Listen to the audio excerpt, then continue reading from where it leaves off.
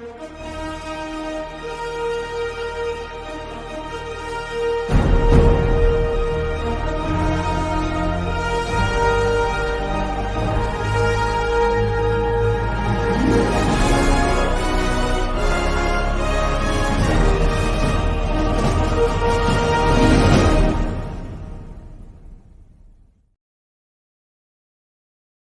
welcome everybody to the Simos Forgets to Unmute Again show, where I forget to unmute and give half the intro before I actually realise.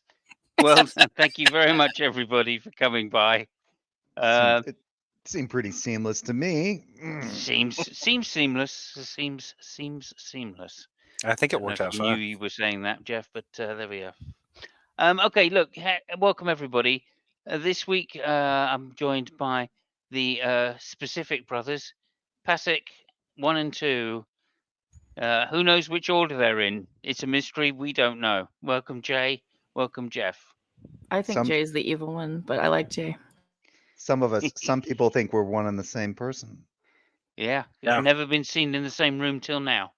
Yep. So there we go. There is that. Unless, except when we were both in the same room, and the person insisted that we were still one and the same person. Yeah. One of us is the AI of the other. That's all you need to know. I am assuming that when you were born, you were in the same room.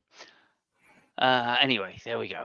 And assume too much, sir. We were even in the same womb. Yeah, there you go. Yeah, I misspoke. Okay, that's great. Did one of you steal the other one's birthright? Okay. Yes. Welcome to Geo Sam. Hello, Geo. Oh, no, I've got the wrong one there. Again, just all over the place. Sandy. Hello, Sandy. Welcome, welcome. Welcome to Geo. Hello, Geo. Thank you very much. And apparently, the old Tangelo was in your stream today. Yes. Well, that was nice. Wow. That was nice. Was that edifying? No. There you go. Yeah. No, it wasn't. It wasn't a dumpster fire. It was cordial. Nothing controversial was brought up. Just random. Yeah. Well, apart from his ignorance, presumably. But there we are. Okay.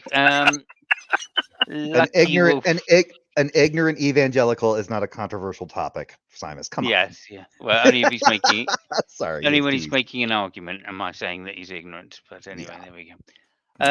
Lucky Wolfin says, looks like I missed the Trey Jadlow stream. I'm so disappointed. Speaking of not missing anything. I'll do your copy so you can keep it for posterity. Lucky, if you really like. Yeah, Lucky disappointed was sarcastic. I felt honored after that. I didn't participate much. I think I added nothing, but I felt honored that I was the one that Trey Jadlow asked first about Hitler. It really warmed my heart. I was like, yes, I was the target of that question. The Godwin's law was invoked by Godwin's law. He directed Godwin's law at me because I was talking to him, and I was like, I think he asked something like, "Hey, do you want to talk about this?" And I was like, "I do not want to talk about my feelings about Hitler." Did he say like, I don't know, without God, what's preventing you from throwing somebody in an oven? Like, I mean, is that what he said? No, he heard me say something, and I think he thought that I was trying to make the point that like Yahweh was bad. And then when I was trying to make a point that Yahweh was changeable, and he then brought up, for whatever reason, he was like, well, what do you think about Adolf Hitler? And I was like, what? I think it's more to do with your strong branding, Jeff. I mean, it is a little. The fact that I've got a brand that kind of looks like it fits on an armband. Yeah, maybe that was what it is. Yeah, like, if you just flip the other one the other direction, you know.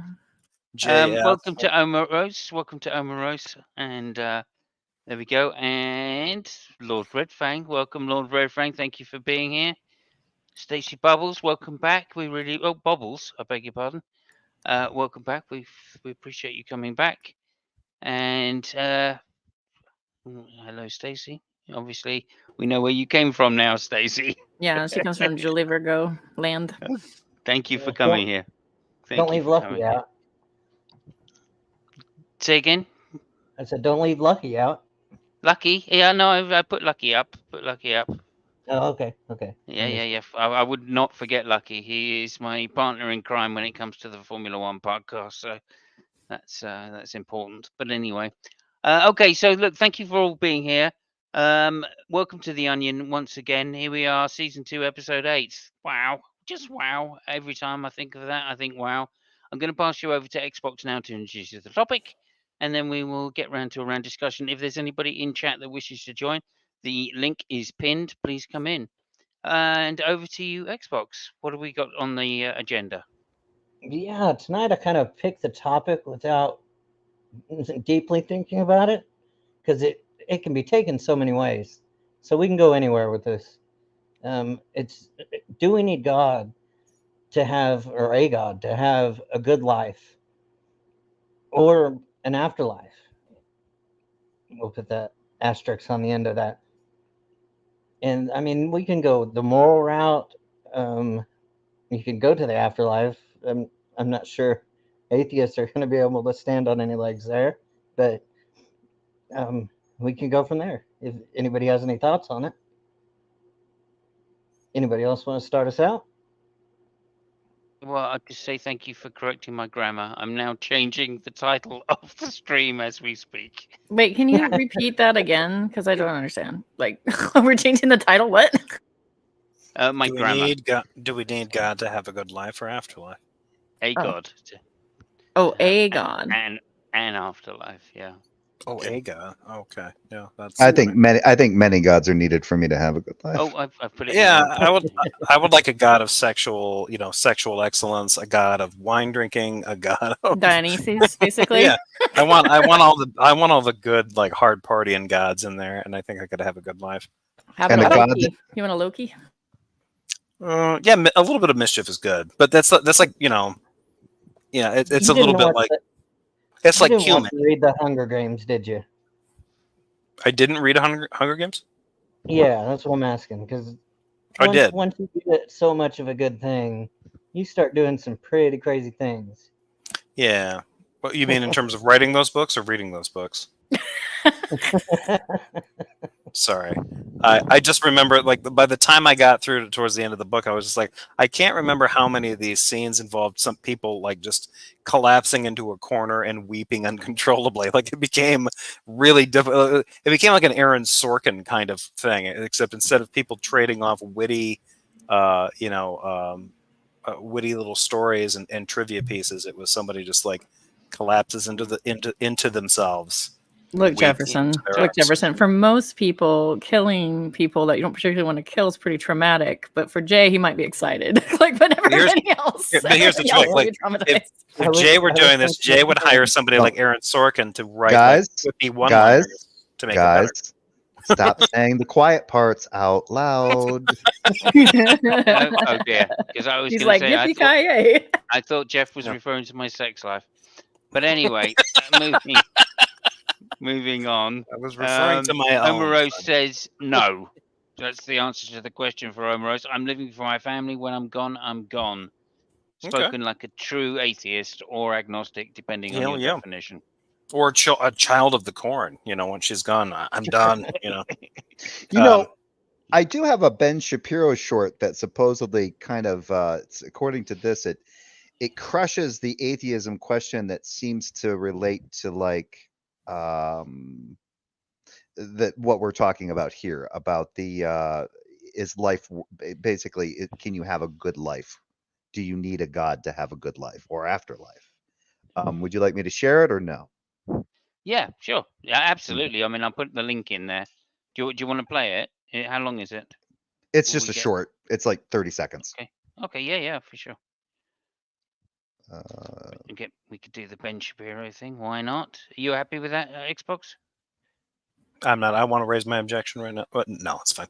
Oh yeah, absolutely. So I understand the dictionary definition of atheism is just somebody. There is no God. Yeah. Right. But I think it's a little bit deeper than that. And out of the many atheists that I've talked to, You know, I've never met a single one that says that they have empirical knowledge that God doesn't exist, and I feel like that's the argument that you're making. I could be wrong. I don't mean to misquote. Well, to me, that was the difference definitionally between agnostics and atheists. Right. Right. So if you want to say that, if we want to talk about agnosticism and say maybe God exists, maybe doesn't, but I don't have evidence of it, so I don't believe. You know, that's borderline agnostic atheist. That's fine. I mean, it doesn't really matter. I mean, to my central argument, whether you're an agnostic or an atheist, the bottom line is that without the belief that there is a purpose to the universe, without a belief that there is a purpose to your life, without a belief that you have the capacity to make individual choices, it's very difficult to build a civilization. By difficult, I mean impossible. So I understand. Huh. That's weird. That's a whole lot of things in one. And not only that, but almost none of them follow, because you could entirely build a society off something completely abstract. And Ben Shapiro acknowledges that they have. If you take even just a Hebrew Bible account of how things shape, you know, things flesh out, there's obviously an objective difference if the Hebrew God exists, you know, the God of the Hebrew Bible, Yahweh. There is objective society that's constructed in a theocratic sense, which is the Israelites. And then there's the bullshit nonsense that the Egyptians were doing. That's entirely constructed and completely arbitrary. So Well, yeah, and I'm I a little think bit, I'm a little bit, you know, I'm a little bit surprised that, you know, he would bring something like, oh, you can't really have, like, no, you can actually have quite a bit. In fact, you have to acknowledge that the other, you know, these other people that believe things that you don't like have a lot.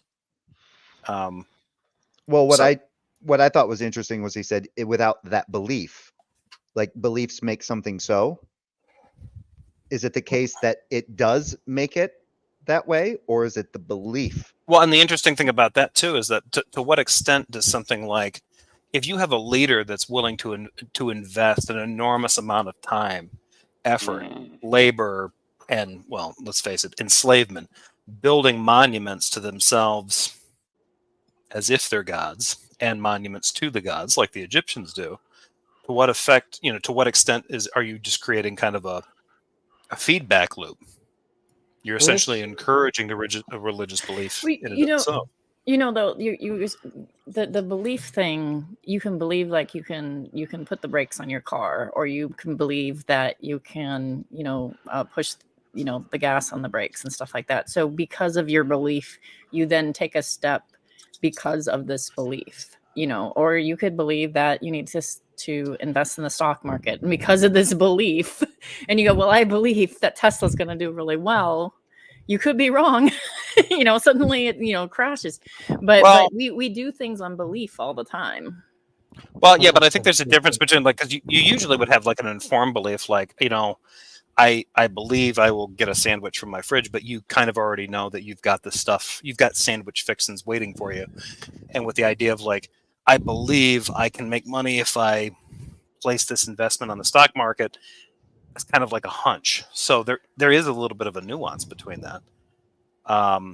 It's kind of the things that you think like, I just have this feeling that it's going to work out, versus like, no, I picked up groceries today, so I know I've got the stuff necessary for me to, you know what I mean? I'm not trying to get like weirdly semantic about it, but I think yeah, but yeah. Sorry to drag us back. Could somebody just give this good life a bit of a definition as well when we get around to it? There's like 3 or 4 I could give to that one. So like, do you mean good life like in the finance sense, like good life as in I live for my family and I love my family, I love animals, I run a dog shelter and I love these animals, and I find meaning and purpose? Maybe I'm I conserve nature, or maybe I'm looking for sustainable life for future generations, you know, all that sort of things. Like, that's a good life. You could be altruistic, that's a good life. A lot of theists value altruism. That's the whole point of Jesus, right? Is like, I give myself up for you. And it says, greater love hath no man than you know, a man who gives his life for another, kind of thing. So theists, particularly Christian theists, but you know, theists in general, even pagans, like everybody, like they seem to value, you know, altruism. So can an atheist be altruistic? Absolutely they can. So why are they altruistic? Well, usually it's to further their family, or usually it's to further their society, or usually it's to further, but so like, what's weird is, I guess, theists tend to have those same desires at the same time, but they also root a desire somewhere else. And that's what's kind of interesting, where atheists have those same desires and roots, but they don't seem to have this existential thing going on as much. I think I haven't met very many existentially driven atheists. I've met like atheists that are very practical here in the now, kind of thing, and not necessarily like, is there an afterlife, but I think I would throw my my definite, because I think there's different ways of doing it, like a good life in terms of like the existential, or like the ontological life. Are you fulfilling your life as categorically, perfectly as you can as a living being in the environment that you're in, or is it an epistemological kind of expression where you're devoting your thoughts to achieving the kind of awareness that you need about the world around you and possibly the world beyond? Is it teleological, in which you're contemplating and coordinating your life to fulfill some kind of purpose that you think has been placed for you, or is it deontological or something like this? But there's a lot of different versions of it. But I think generally the idea of in the philosophical sense of the good life is trying to find a life that is simultaneously examined, self-examined, and worth living in some sense. An individual accomplishes certain things that leave some kind of a contribution to the people that continue to live on Well, after them. Jefferson, I have a question then. Kind of like eudaimonia, is it essentially kind of what you're pointing at? Yeah, kind of, but I don't think it. Like I probably tend towards, like, out of like different disciplines, I probably tend towards Epicureanism rather than Stoicism. But I think there's something to be said about the idea that there's a limit to what people can physically accomplish, and whether you can or can't. Trying to base happiness or a good life on some kind of goal that you reach, I think, is ultimately futile, because there's kind of a sliding scale that you're going to be weighting it against. But the idea of understanding kind of like how you fulfill yourself within the experience of oneself might be the best gauge of living a good life. Now you hit on a word though that's a buzzword in philosophy, which is an examined life. People go like, "Why do you like philosophy?" Well, like one of the reasons, like Bert Pohl used to use, if you know Bert Pohl, he used to go like to have an examined life. But I think I've run into a lot of people, and it really is strange to me that are good people, but they don't really live an examined life. They just sort of do life. Have you run into that? All the time, yeah. And I think I think there's a division there somewhere, because I think I've had conversations with people where I brought up some of these topics. I haven't gotten into some kind of like really pedantic philosophical stuff, but as I'm talking to them, I can tell the difference between somebody who's sort of like kind of considering, like, or contemplating the idea. They're contemplating the idea of contemplating their existence deeper than just the experience, the day-to-day experience that they have. And then at the same time, I have conversations with other people, and they are like listening to what I'm talking about in terms of like, oh wait, I can think about my life on several layers deeper or higher or sideways or whatever to what I'm experiencing. And they start to look at me as if I'm being a little treacherous with them. Like, no, hang on. That's not the important thing. The important thing is to get some good sleep, get some good grub, get a good lay, live as long as you can. I mean, they're just like, well, that's very Epicurean of you. Well, but those people, and the weird thing is how many of those people are Christian. Yeah, yeah. So, let me just say this. There's a meaningful distinction, I think, Jefferson, when you say examined life. I think you're implying, obviously, some kind of Greek concept of reason and living a reasoned life, okay, which is very different from just living a life. But actually, the bar, no. let me finish quickly. No, go ahead. Yeah. The bar I get to is just to say, look, there's obviously something else there, which is just to say, look, if we're just naturalistic creatures that have evolved, then just what is a good life? Well, a good life, presumably, then is to reproduce and pass down your lineage and provide, presumably, for your offspring to nurture them so they can do the same thing. And that might be a bare minimum, right? Which somebody could claim to be a good life. And I think they'd be justified to do so. And that doesn't take any kind of, it takes reasoning, etc. But then we're reasoning creatures. So, but it doesn't take any sense of examination over and above what is intuitional. Right. So that's the bar that I'm trying to cross when I say a reasoned life. It's more than just being an intuitional life. And Yeah, some people do, and some people don't. I don't think there's any right answer here or anything like that. So go ahead, Jeff. Yeah, Sorry. no, I was going to say, yeah, in that case, I don't know. Because in the case that I'm saying the examine life, I'm not trying to couch that with a lot of classical Greek philosophical stuff. For me, an examined life is just a life reflected upon, either at some point in that life. Usually people will hit those moments in their life where they'll hit stages of deep reflection. Oftentimes it's something major happens, grief or a major life change or something like that. But some people will hit those points of reflection, all the time, sometimes multiple times a day. Just depends on the kind of personality that you're dealing with. And I think in that case, they're kind of examining themselves in a way that it's a kind of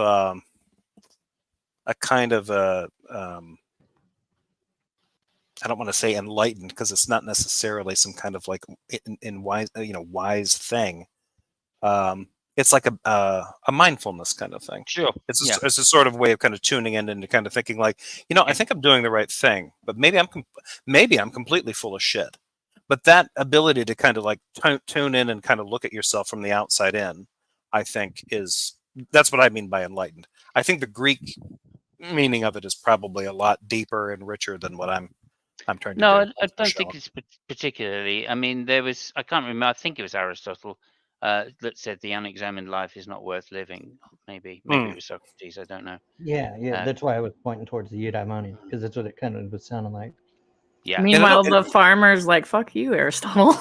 But at the same time, I think absolutely. as soon as Aristotle says that, even the farmer has to kind of examine their life. I think there's something weird about an individual that kind of goes through their entire existence and really doesn't question what they're doing. And I think some of us may have actually encountered people that are a little bit like that. If you ask them, I don't think it's not a literal sense of not. No, thinking I know. I'm saying that the distinction is between just living off instinct or intuition versus sitting down and John is saying in the chat, right? Time for examining your life is a privilege, right? Yes, that is. That's the point. Many of us don't have time to even sit down and go, well, what is it? What are my goals? How would I go about constructing something which makes it worthwhile? And it's one of those situations that seems that in a lot of traditions requires extreme wealth and lots of time, or extreme poverty where you have nothing better to do. You just become kind of like a poor ascetic that's how the philosophers came across it, right? I believe so. We got to a point where we could have leisure time, and like hunter-gatherer mode, probably. You're just surviving, right? You're just like, ooh, we made it again. We made it another day. Yeah, it's like, are you happy? Are you sad? It doesn't matter. I need to catch a certain amount of food in order for the rest of the family to live. Yeah. Is there any noise coming out of my microphone? Can anybody hear me? Just your voice. Yep, we can hear you. Welcome to the show. Okay, could I comment on some of the comments that John has been making? I think he makes a very valid point. Naturally, I'm a particular political economic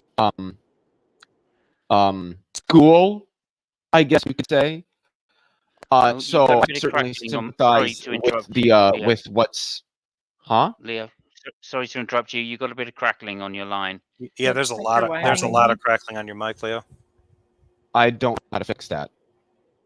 Okay. I don't know how to fix it because I don't know what's causing it. I have absolutely no idea why it's happening. Point of connection. Sorry, I'm an electronic person.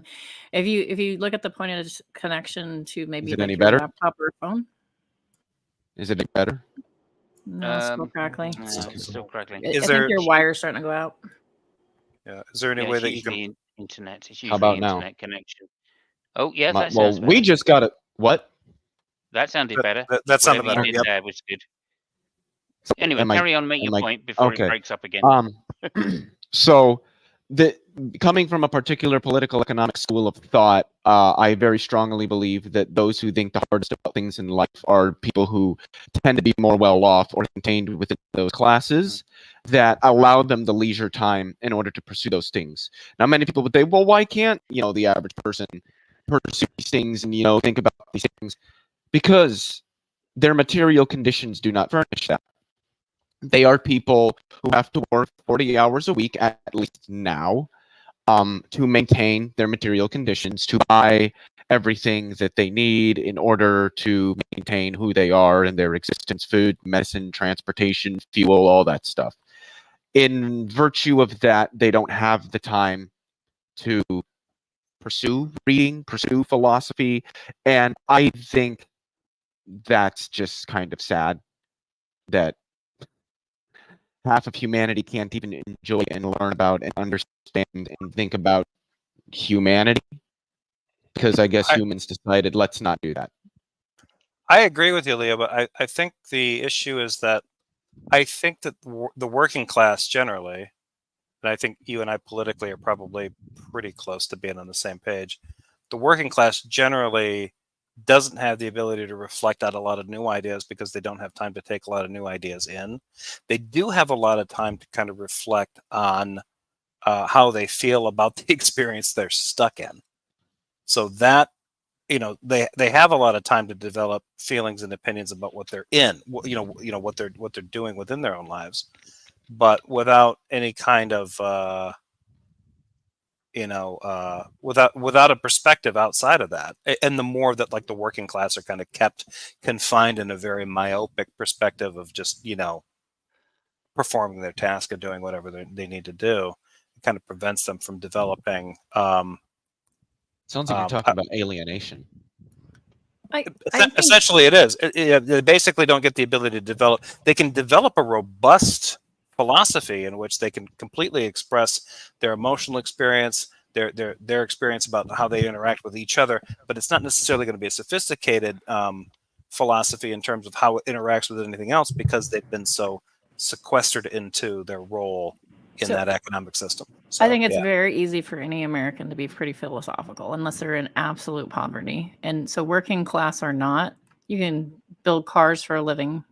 You can do landscaping and still be philosophically minded. So we're a first world country, right? No, I think you're missing my point. My point is that I agree with you. I think it's easy for people to be philosophical, and I think if there's any disagreement going on here between me and Leo's perspective, I think working class people can be philosophical. The difference is that I'm not saying they can't be.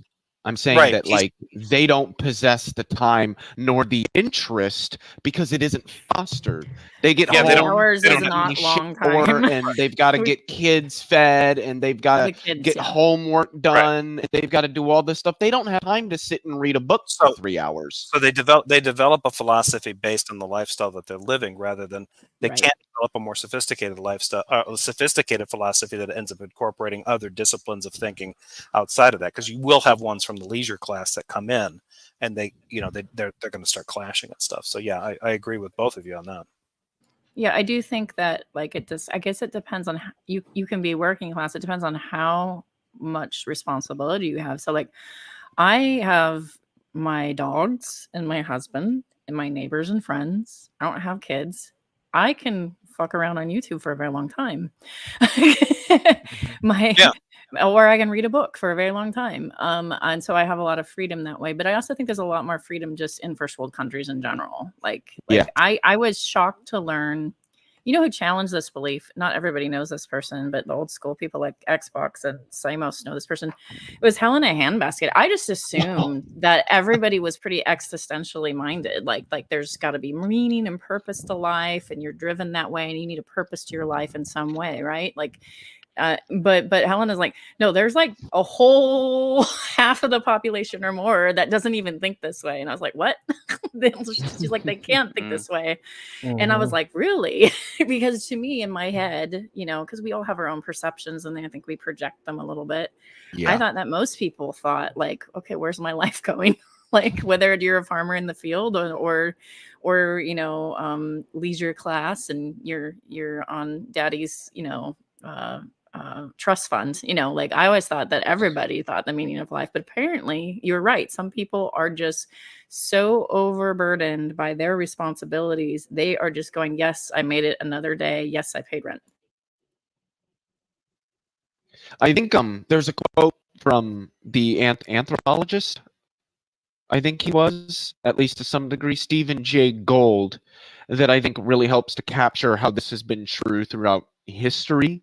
And he said, I am less interested in the convolutions of Einstein's mind than I am in the near certain fact that people of equal talent have lived and died in the fields.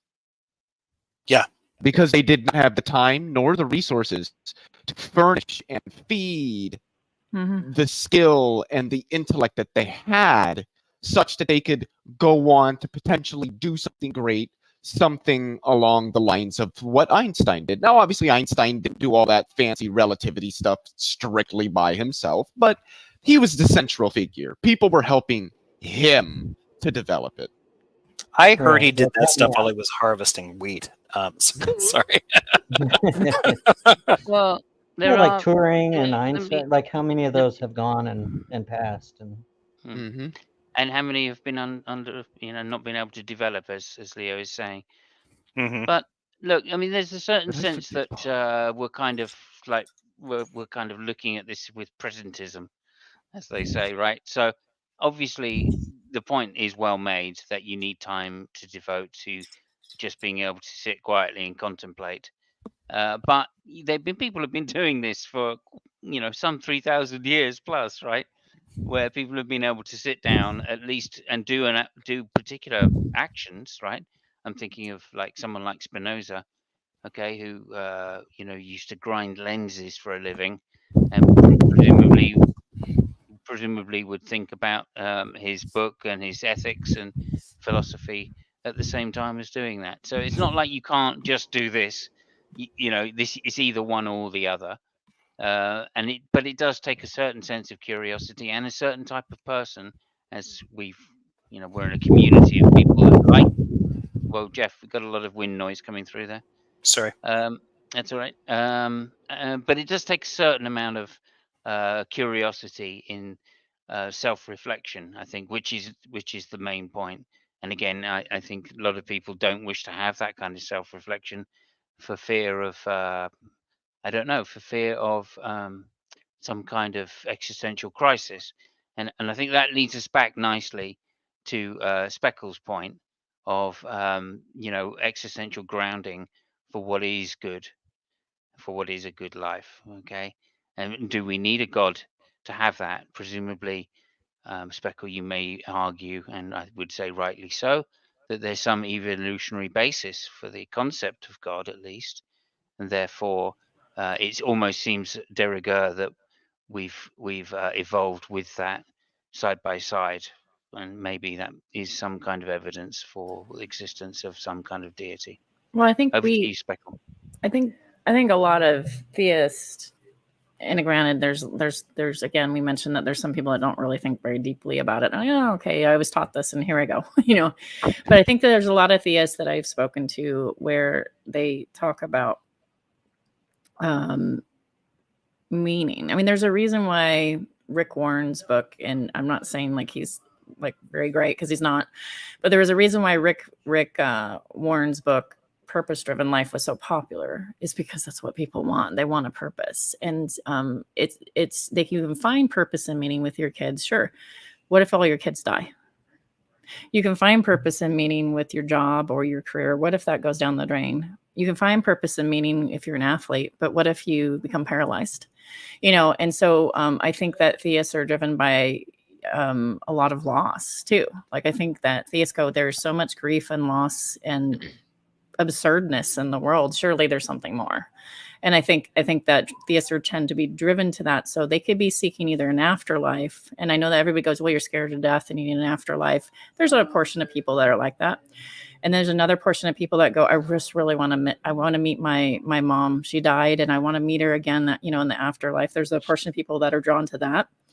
And then there's a portion of people that want cosmic justice. Now, that could look like in a universalist, where you go, there's a restoration of all things. And that kid that died in Africa, starving to death at 2 years old, with, you know, like that picture with the vulture that's so famous, that just always horrifies me when it comes up, you know, and this photographer can't do anything to help him but take the picture. Like that horrificness of like, that's all he gets. That's all. That's it. That's the sum of his life. That horribleness and awfulness is why a lot of theists reach for, surely there's something after this. And that's why I think there are a lot of them are drawn to that. But on the flip side, I've had atheists that I've known that go, well, that's why I try to make the world a better place for generations to come. So that's why they're socially active. That's why they are trying to, I don't know, improve the government, or improve just general knowledge or whatever like that. And so there's that same kind of thinking in mind lean. Surely there's something else besides that. But I think a lot of theists are like, well, what if that gets taken away? And I think that kind of throws back to our conversation last week about Job. What if all that just gets taken away? Then what? You know, and so I think that's why theists reach for these sort of like, well, is there sort of a cosmic meaning beyond what we can see?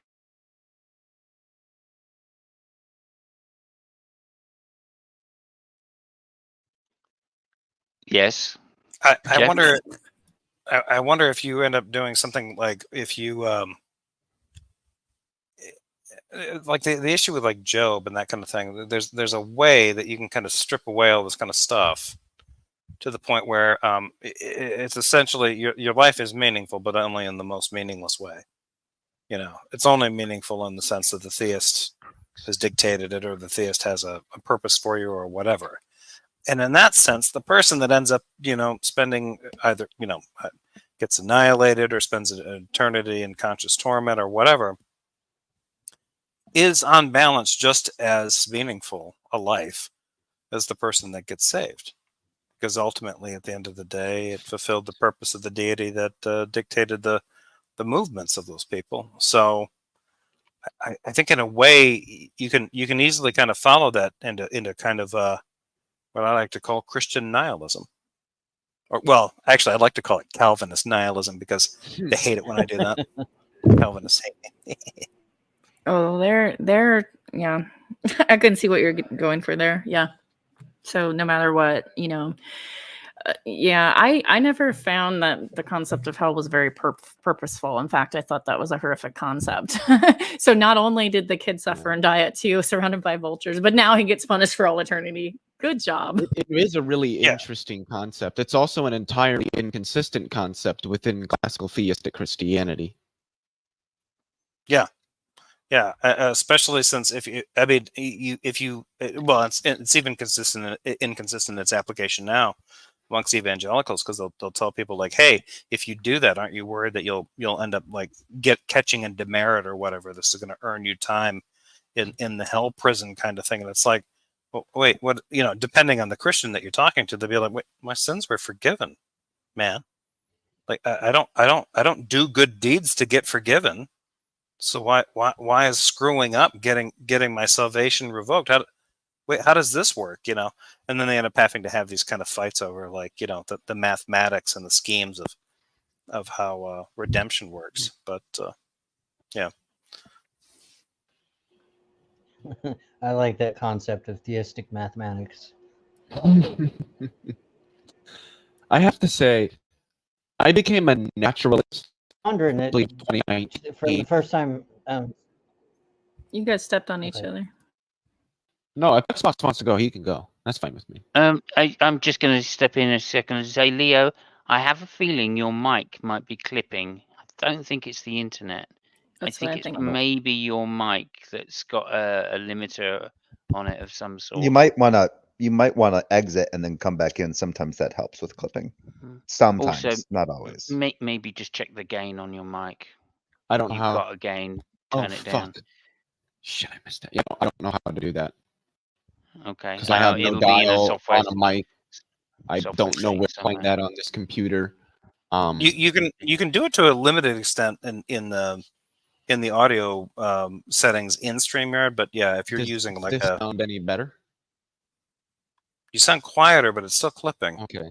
Yeah. Then that didn't do It's anything. clipping a little less though.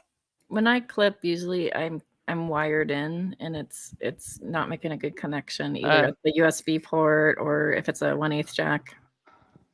Sometimes you can just move the mic away from your head. Titan says it's the connectors pull out and clean. He's probably I got a Okay. joke while we're doing this for Okay. John. Yeah, yeah. John, if you're around, dude. Like, so someone said like the difference between a East Coaster and a West Coaster. West Coaster goes, "You got a flat? Dang, that sucks." And we give you like all this empathy, like, "Oh man, that really, gosh, that's terrible." And then an East Coaster goes, "You got a flat? Would you run over a tack, you idiot? You a roofing nail? Could you not steer your car?" And then they change the tire for you. Yeah, yeah. I don't know if this is better, but I just blew my laptop, so I'm hoping it is better. Well, you satisfied it because you were clipping less. You So Yeah. blew your I blew the hole and then I rubbed the jack, so hopefully things are better. Simos, can It we is. get, like, It is a better. short- Yeah. Can we do is shorts for better. this channel and like Yeah. like these sort of things? Yeah. I No. think No. I just Leo's want to living the good life, I just want to put it out there. It is or better. at least his laptop is. I just want to put it out there. It is better. And so everybody take note. A way to make things better is to give it a good blow. it's to both suck And maybe a blow. good jack. And rub the jack a little bit as well. Rub the jack a little bit. But yeah, I give- did want to say, because I became an atheist before I became a naturalist, and the further I guess I should say, the longer I've been a naturalist, the more, and I know that this is cliche. We've all heard this from the scientists and other atheists and naturalists out there, but I think it is a point, and I really think that it's one that a lot of people really catch on to until they sit down and think about that. The solar system's been here for 4.6 billion years, the Earth for 4.54 billion years, humans' life for about 3.2 billion years, humans specifically for about 270 to 320,000 years, and the average human lives being quite generous yet about 100 years. And Yeah. and I am one of those I think the universe is kind of just a brute contingency. I think it's here. That's it. Why questions don't? That's not. Anyway, I realize I have a very, very, very, very, very brief look into the complexities that are reality that we inhabit, and to be able to experience it richly and in such a vibrant way that we do, really gives a lot of meaning to me personally. That I can know quantum mechanics, that I can understand, at least to some degree, how the fundamental level of the reality that I inhabit works. The fact that we can learn these things about this reality and experience birds chirping in the morning and enjoying a nice hot cup of coffee, it really is something. And I think you don't need a God to appreciate this or for it to give you some sort of meaning, because it really is just beautiful in and of itself. I mean, aren't there some spiritual or religious traditions that basically claim that is God? Well, I don't know what that in the sentence would be representing or referring to. I mean, we're not talking about a tradition that's talking about dictating some kind of theistic God or something like that you owe allegiance to or something like that. I'm talking about kind of a philosophy in which, to experience what you're talking about is essentially to experience the divine. Oh, yeah, I would just say I don't know what you mean by the divine. That would be my response to somebody who says that. It would just be something like something in which you can appreciate something that is so exquisite that it may be transcendent. But for me, it's not that, like, I think it's so exquisite as much as I just find it personally fulfilling, knowing about how long. I mean, for fuck's sake, it takes our solar system 225 million years to go once around Sagittarius A star at the center of the Milky Way. The fact that I get to be a part of that I mean, an extraordinarily small part, but a part nonetheless. It's just personally fulfilling to me. I don't think that if somebody wants to call it divine, look, I'm not gonna, go head to head with them on that. I don't care. But for me, I don't need it to be divine for it to be meaningful or anything like that. That seems to be adding on more than what, at least for me, I need to explain this and appreciate it. Well, what you're describing is awe, which is a specific state. Yeah, what I think you might be missing is what I'm trying to say is that it's awe, and then turned into a concept of the divine, and then anthropomorphized from God. So what I'm kind of saying is that it's a kind of spirituality that builds itself up from a human experience of, awe. We don't build up and divine concepts from an experience of taking a shit. Well, like, see, this is what I mean. It just Speak seems for like yourself. Twitter to They're go from wonderful. any experience to I don't know. divine. I've read some Italian comedies that kind of do, Leo. So I mean, if you've ever had surgery and you're on pain meds after your surgery, and then finally you're like, it might be divine. It might be. Yeah. Yeah. But I mean, Also, when you've been constipated for 2 days and you finally move, and it's like, oh God, yes. Exactly. Yeah.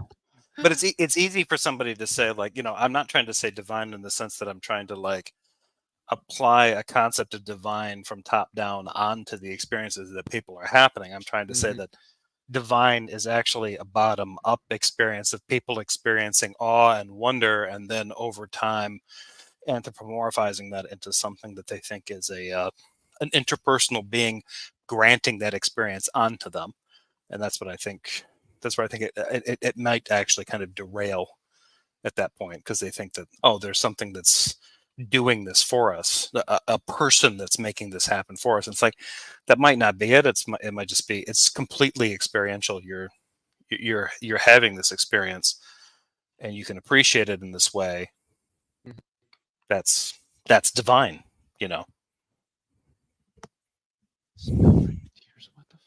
Yeah, I think this is the point that we're kind of coming round to again. You seem to be saying, we can have these feelings, and that's what the grounding is, just having the feelings, right? But just having the feelings, then what is the significance of the actual feelings, right? Is that really a grounding to say? Well, it would end up having to be a reflected experience, because it's one thing for us to experience, like if you experience hell, how many people experience a massive emotional release from hearing a comedian describe the experience of stubbing one's toe, or having gas, or having diarrhea at a gas station, or something like that. These are incredibly mundane things.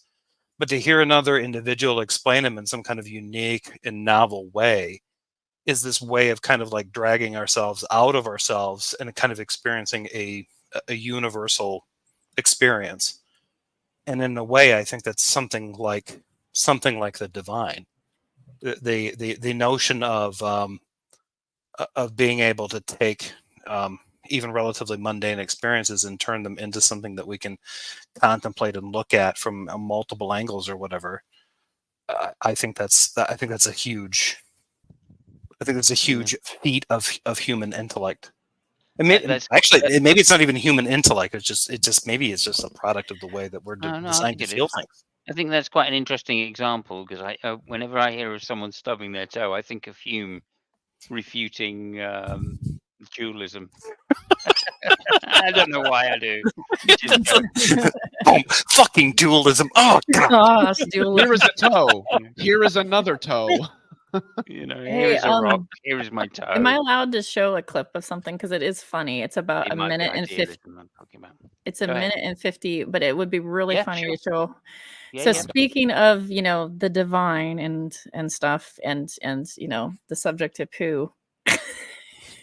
Oh, okay. It's one of my favorite topics. Yeah, please. Bear with it. It gets ridiculous and funny at the end here. I don't know if you like this comedian, but I have always liked Rob Bell. I have a soft spot for Rob Bell. I know. But but Pete and Rob have been good friends, and Pete is a comedian. Okay. No problem. And Pete is ex youth pastor turned atheist, and him and Rob were at seminary at Fullerton together, so they're good friends still. So the dynamic between them is really funny. So before we get out of here, I really like, obviously, making childish, dirty jokes.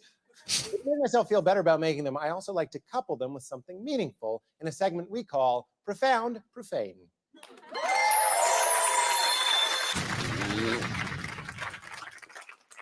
It is my honor to welcome to the show live in studio from the surfing instructing video, Pastor Rob Bell, everybody. Rob Bell! Jesus. Wait, hang on. Can you pause this for a sec? Rob Bell. The two of these guys went to the same school together? Yeah, Fullerton Seminary. I forgot that Pete Holmes was in seminary. Yeah, he was a youth pastor.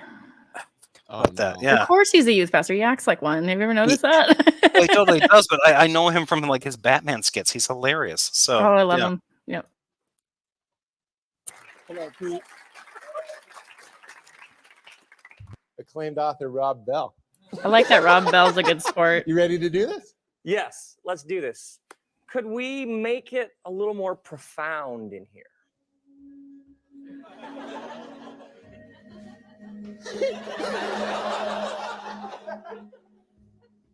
Everybody has faith. Everybody believes in something. We're all on a path. The compelling question is, which path has the capacity to transform you into a more loving, peaceful, courageous person?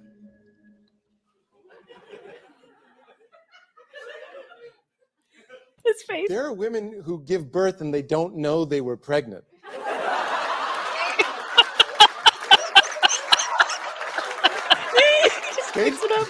They just thought they had indigestion, but then a baby comes out.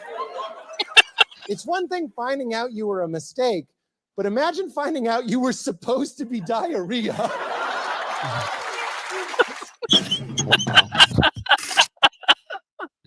I felt like that really fit. I'm Okay. sorry. That's okay. No, I swear to God, perfectly Timmy, fine. I thought you were just big shit for the longest time. I thought you were just I thought you were a big damn poo. It's Okay, not like so, bad that I immediately went to a southern accent to say that, is it? I mean, if anybody were going to do that, it'd be somebody from the South, like Alabama. Like, let's all just be real about it, okay? You know, here's the thing, Leo. Anybody, all of us from the Midwest, when we go like ignorant redneck, we all adopt that same accent. It's just a thing we do. Yeah. Blame it on the little absolutely. Debbies. We do it. You know. Little Debbie. Okay, it's okay. Everybody knows. Everybody knows. Can I address doorknobs thing though? Yeah, please. What? My path leads to chocolate. No, spirituality is possibly an evolutionary survival advantage. Thank you. Let me put it up. There we go. So a lot of people who are in mental health do say that religion seems to correlate, not causation, but correlate with some folks that are tugged back to meaningful existence and tugged back away from suicide, tugged back away from alcoholism, drug abuse, things like that. Yep. And so there's a atheist philosopher named Alan, I must say mess up his name, Alan Bhutan. And he wrote a book called Religion for Atheists. Yes. And he proposes that atheism could really do with structure, because atheism's just nothing. It's just, I don't believe there's a God. So then what? Well, how do you structure your belief system? Well, some people kind of glom onto philosophy, which was what he does, and he actually is a Epicurean, basically. Hey. Yeah, but he says that like atheists really could use a page out of the religious book. Now, I noticed that Sam Harris does as well. Sam Harris does use a page out of the theist book. So Sam Harris does say, well, here's the good things of mindfulness. And he's a big proponent of mindfulness. Mhm. And now we're running into atheists that go, I need a sense of ritual. So what religion gives to people, not necessarily God, but religion particularly, or a church gives to people is a sense of community and belonging, ritual, and individuality. So like a lot of people have some sort of experience within it. Mindfulness and unity, a sense of unity. Like we have a meaningful purpose that we can work together. And you can find those things sort of a la carte, but it's much harder for an atheist to do that. They really have to seek it out. That's why you're running into atheists that are like, I'm the atheist pastor, or, whatever. And that has its own problems. And they find that they run into the same problems the churches do here and there with, social issues. But I think that there is some sort of innate need for things like ritual or things like mindfulness or things like, gathering of people with like-minded beliefs, or teaching where you meet together and you teach something. And so there's something in us that seems to need that, and that's some sort of structure. Now, it doesn't have to be a rigid structure that's dogmatic, but something is drawing people to these sort of structures just on their own. Can an atheist have that structure? They actually can, but not very many people are doing it successfully. Yeah. There may be some correlation, as you say there. Except for those who turn to alcohol and drugs and other harmful acts because of religion. Well, yeah, I can tell you a lot of stories about emotional trauma to religion. Yeah, so exactly. So I think there's that hints to me, at least strongly, that the religious or the religion part, the ritual part necessarily is not doing the work there. There is something more fundamentally psychological that's at work, which is maybe some kind of self-delusion. So like iend Bhutan basically is saying that an atheist can do these things. You just have to look for some sort of structure, and most of them aren't. Mm-hmm. Well, I mean, it's hard to break, addictions, right? I think in his case, I think that some of the stuff that he's talking about too is a little bit different, because if you get into atheism in purely philosophical circles, then it's just an answer to a kind of question. It's just a position on a philosophical or a propositional position. But if you get into some kind of cultural push where there are some kind of like social or political or cultural implications to being an atheist, especially in a majority Christian country like the US, I think the points that he's making kind of make sense. It would behoove them to kind of have a some kind of consistent narrative. Yeah, the tricky thing with atheism is I think it's weird when theists go, "Are you an atheist?" That's all I need to know. And like when I go, "Are you an atheist?" Like that doesn't really tell me much about you. It really doesn't. Like, no, it doesn't. Are you a naturalist? Are you a nihilist? Are you a humanist? What are you? Like, I don't know. But the fact that you're thinking about that is actually, helpful. So Lucky makes a good point, which is, and I'd like to come back to that, Jeff. Getting atheists to agree is like herding cats. Structure ain't gonna help shit. It's not being an atheist that does it, obviously. Because you need positive beliefs in order to replace the negative behavior. And I think that's really what's at work. Could you repeat what you said there? Because what you actually said, Jefferson, was going to take me to another point.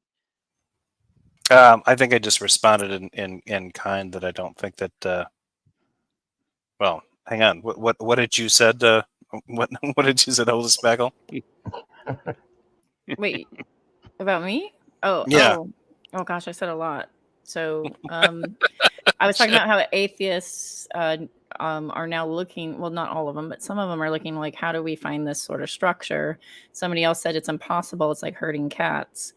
And I think the reason why it's kind of impossible, and I'm just kind of segue and answer that question a little bit, is I think because atheists not only are a subsection of the population, which is growing, and actually in like, if you move to a different country, if you go to like the UK, or if you go to oh my gosh, Windmill Land, the Netherlands, you will find that like all of a sudden atheism is top and it's king there.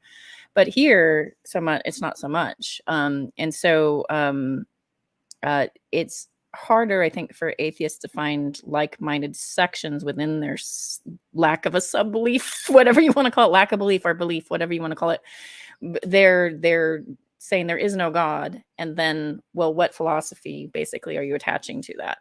And so that subsection of atheists is harder to find, I think, than theists are. And even theists have this problem. I mean, there's a reason why there's a million denominations in Christianity. like we're still having that problem of like dividing on all sorts of things, anything from how sortology works, or beliefs in hell, or all sorts of things like that. There's still huge divisions within just one religion, Christianity.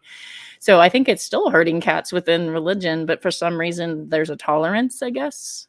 So I wonder if atheists could tolerate this herding of cats and be like, well, you're a humanist and I'm a nihilist. Can we get along? Yeah, probably they can't. Here's why. The biggest reason is because of what you had just mentioned before. So if you've got a variety, one of the biggest myths about Christianity is there's just one kind, right? And obviously, I know that you know this, but other Christians, unfortunately, when they approach skeptics, act as if this is not a thing. But there's a clear difference between Catholics and Protestants, Orthodox Christians, and say like, snake handling Pentecostals. Right. Like there's huge differences in them, and when they end up bringing these kinds of issues up, the idea behind this is that, hey, you need to kind of abide within the confines of our religion. If an atheist is being presented with this and they don't really have any inclination to believe in a higher power, it's one thing to it sort of depends on how you want to hit them up with this.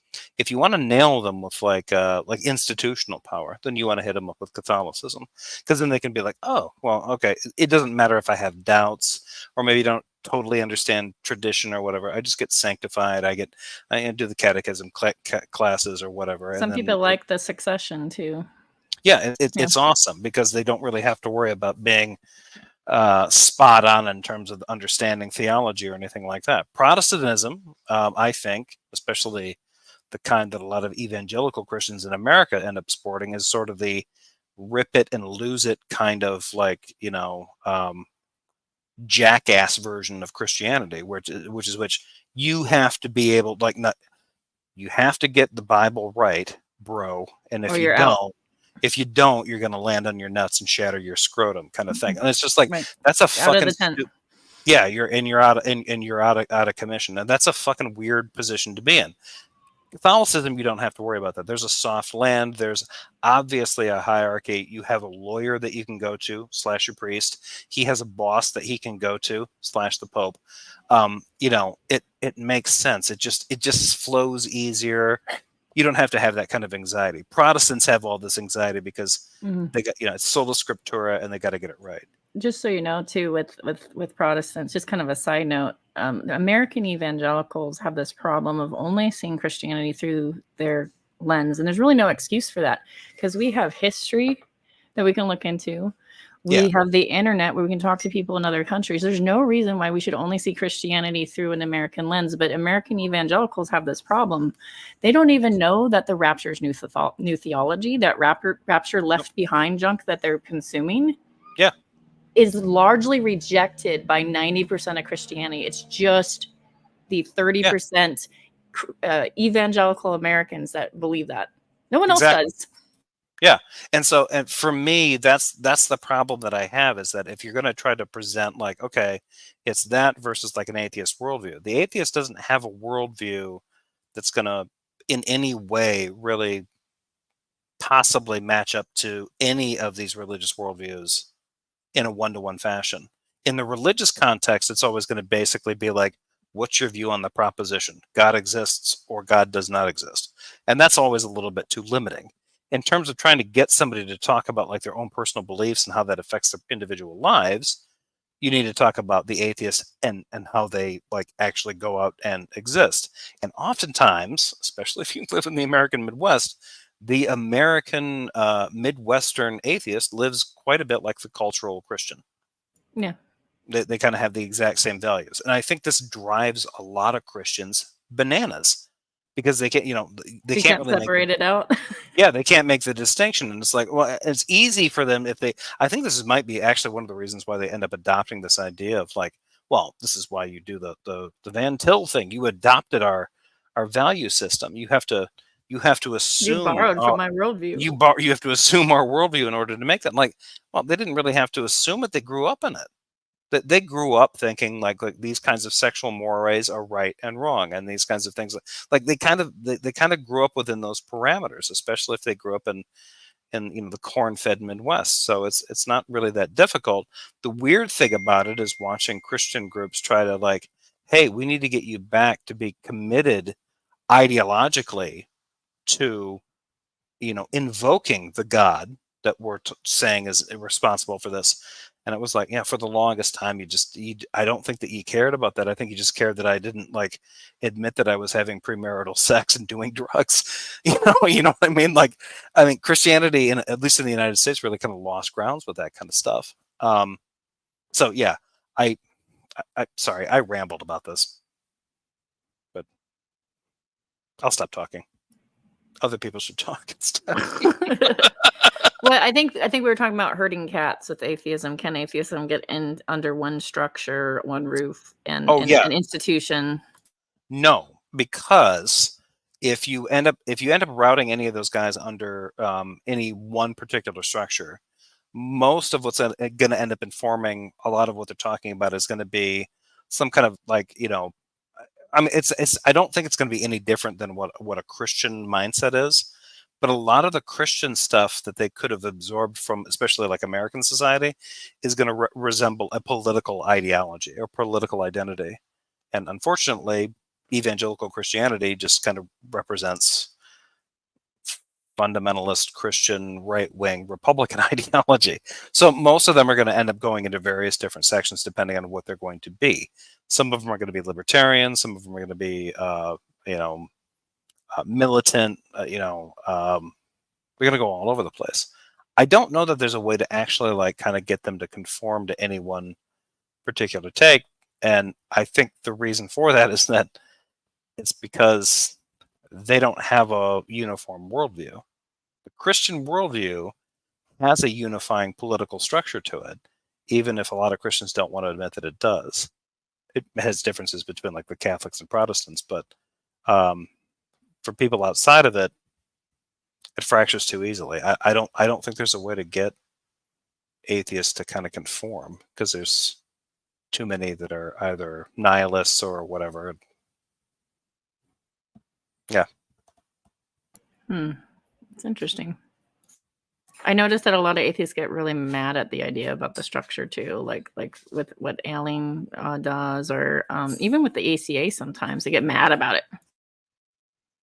I can see them getting mad about like the definition of it. I don't understand why they get mad about the definition of it, because the fact that atheism is a polysemous term, it should actually be something that the atheists, quote unquote, as a group should, basically embrace as a strength. It's one thing to say like, okay, you got a group of people that are, in terms of like, hey, what's your level of conviction? Do you think there is a God or do you think there's not a God? I don't think there is a God. Okay, that person psychologically is an atheist. If you ask them what their reasons are for it or whatever, they might be completely stupid. They might be like, well, I never saw one in my bowl of cereal, or Okay, blah, blah, blah, blah. But, sorry, Jeff, before you ramble on. Sorry. Okay, this is not the topic of this particular part. We got excited. Sorry. Just Well, yes, I invited it's Steve, so it's very exciting. But just to say this, Xbox, thank you, Xbox. just to say this, right?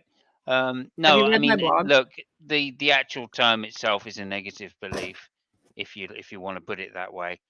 Sure. At one particular view of it. Okay. And really, you need positive beliefs to kind of bring people together, I think. So in most cases, it's going to be something like humanism, right? So at least that tends to be what people that don't believe in God will tend to use to ground ethics and morality. Right? Do you And think at the end of the day, that's why. At the end of the day, that's why the argument for morality is a strong argument for God's existence. When I say strong, I don't mean convincing. I just mean it's the best of a bad bunch. But nonetheless, it's a fair crack at the whip, so to speak. So I'm just saying that's you know, that's basically what we're talking about, and that gets us back to the subject then, right? Which is a good life. Simon, What is a good life? Are we talking about being a good person? Go ahead. I'm kind of curious about that. Like, so if you were to take that kind of idea, like, if somebody were to make a positive example of, say, a world without God, but they were trying to make that, you know, an example based on the world around us with trees and the sun and the moon, and it, I mean, without oversimplifying it too stupidly, but like kind of like a pagan worldview, how do you think that they would enforce the idea of kind of a good life as a philosophy? Well, like I'm saying, it has the two questions are not even linked, as far as I'm concerned. Atheism is just a particular state of mind. When you come down to, you know, it depends on the definition, but is a particular state of mind, just depending on what you want to describe as God. Okay, and when I'm talking about when I talk about morality, I don't base it on atheism. Atheism has nothing to do with it, because I Well, don't think gods exist. What does exist is, of does course, one humans. see, So that's does why one I seem say. selfish and selfless? I beg your pardon? Like, didn't one seem selfish and selfless in that regard? If I don't if you have a understand. deity, if you have a deity that's giving you the morals, you're reacting to it selflessly. If you don't have that deity giving you the morals Oh, I in see that what you're way, saying. Yeah. you tie it to like a selfish way. I'm not saying everybody who doesn't believe in a god has a selfish moral system. I mean, I'm a virtue ethicist. I don't believe you need a god for morals either, and I don't think it's selfish. But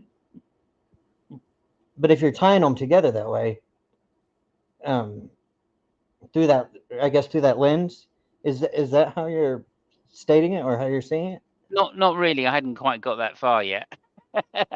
No problem. No, that's all right. That's all right.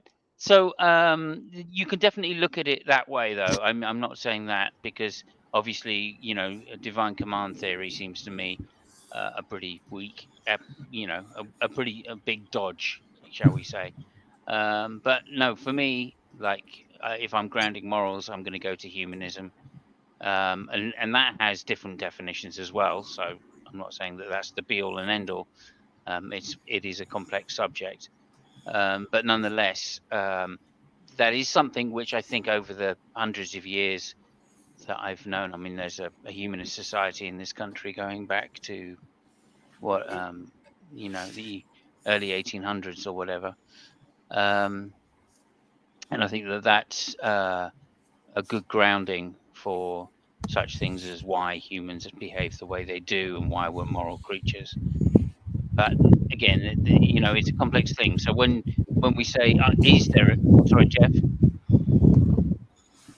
Thank you. When we say, is it possible for, you know, atheists to come together under a single banner? That is possible, but the fact that they're atheists is not the banner. It's the fact that they will find some other way to justify a particular, you know, moralistic worldview. I would say is probably the biggest draw. And then there are other things as well, which is, you know, like Jeff said right at the beginning of the show, altruism. Right? How do we justify altruism? That also seems to be a thing. But now we're talking grounding. Now we're talking good being moral. Okay, so just bear in mind that we're moving subjects slightly here. Go ahead.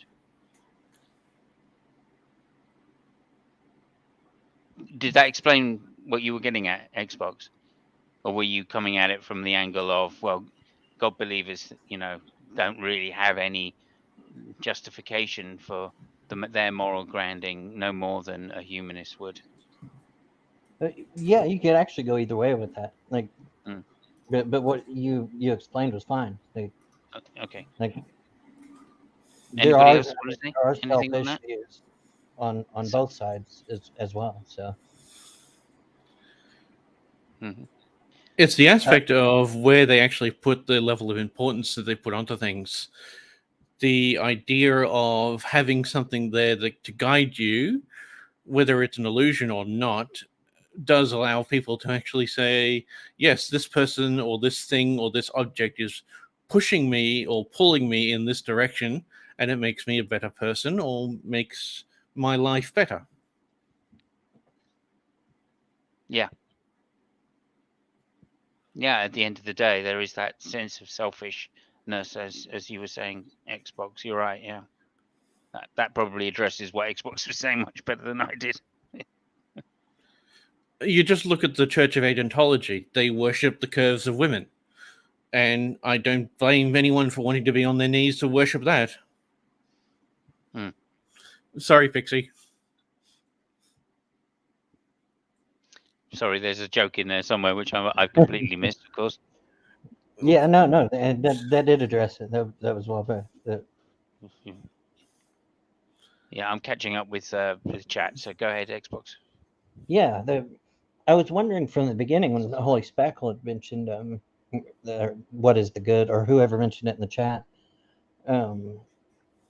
Like if you're looking at an objective good or our subjective good, like how or which way do we want to slice that?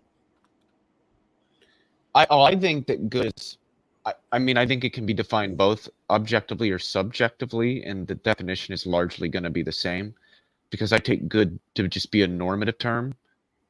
Good is those things that ought to be done or those things that ought to be permitted, all things considered.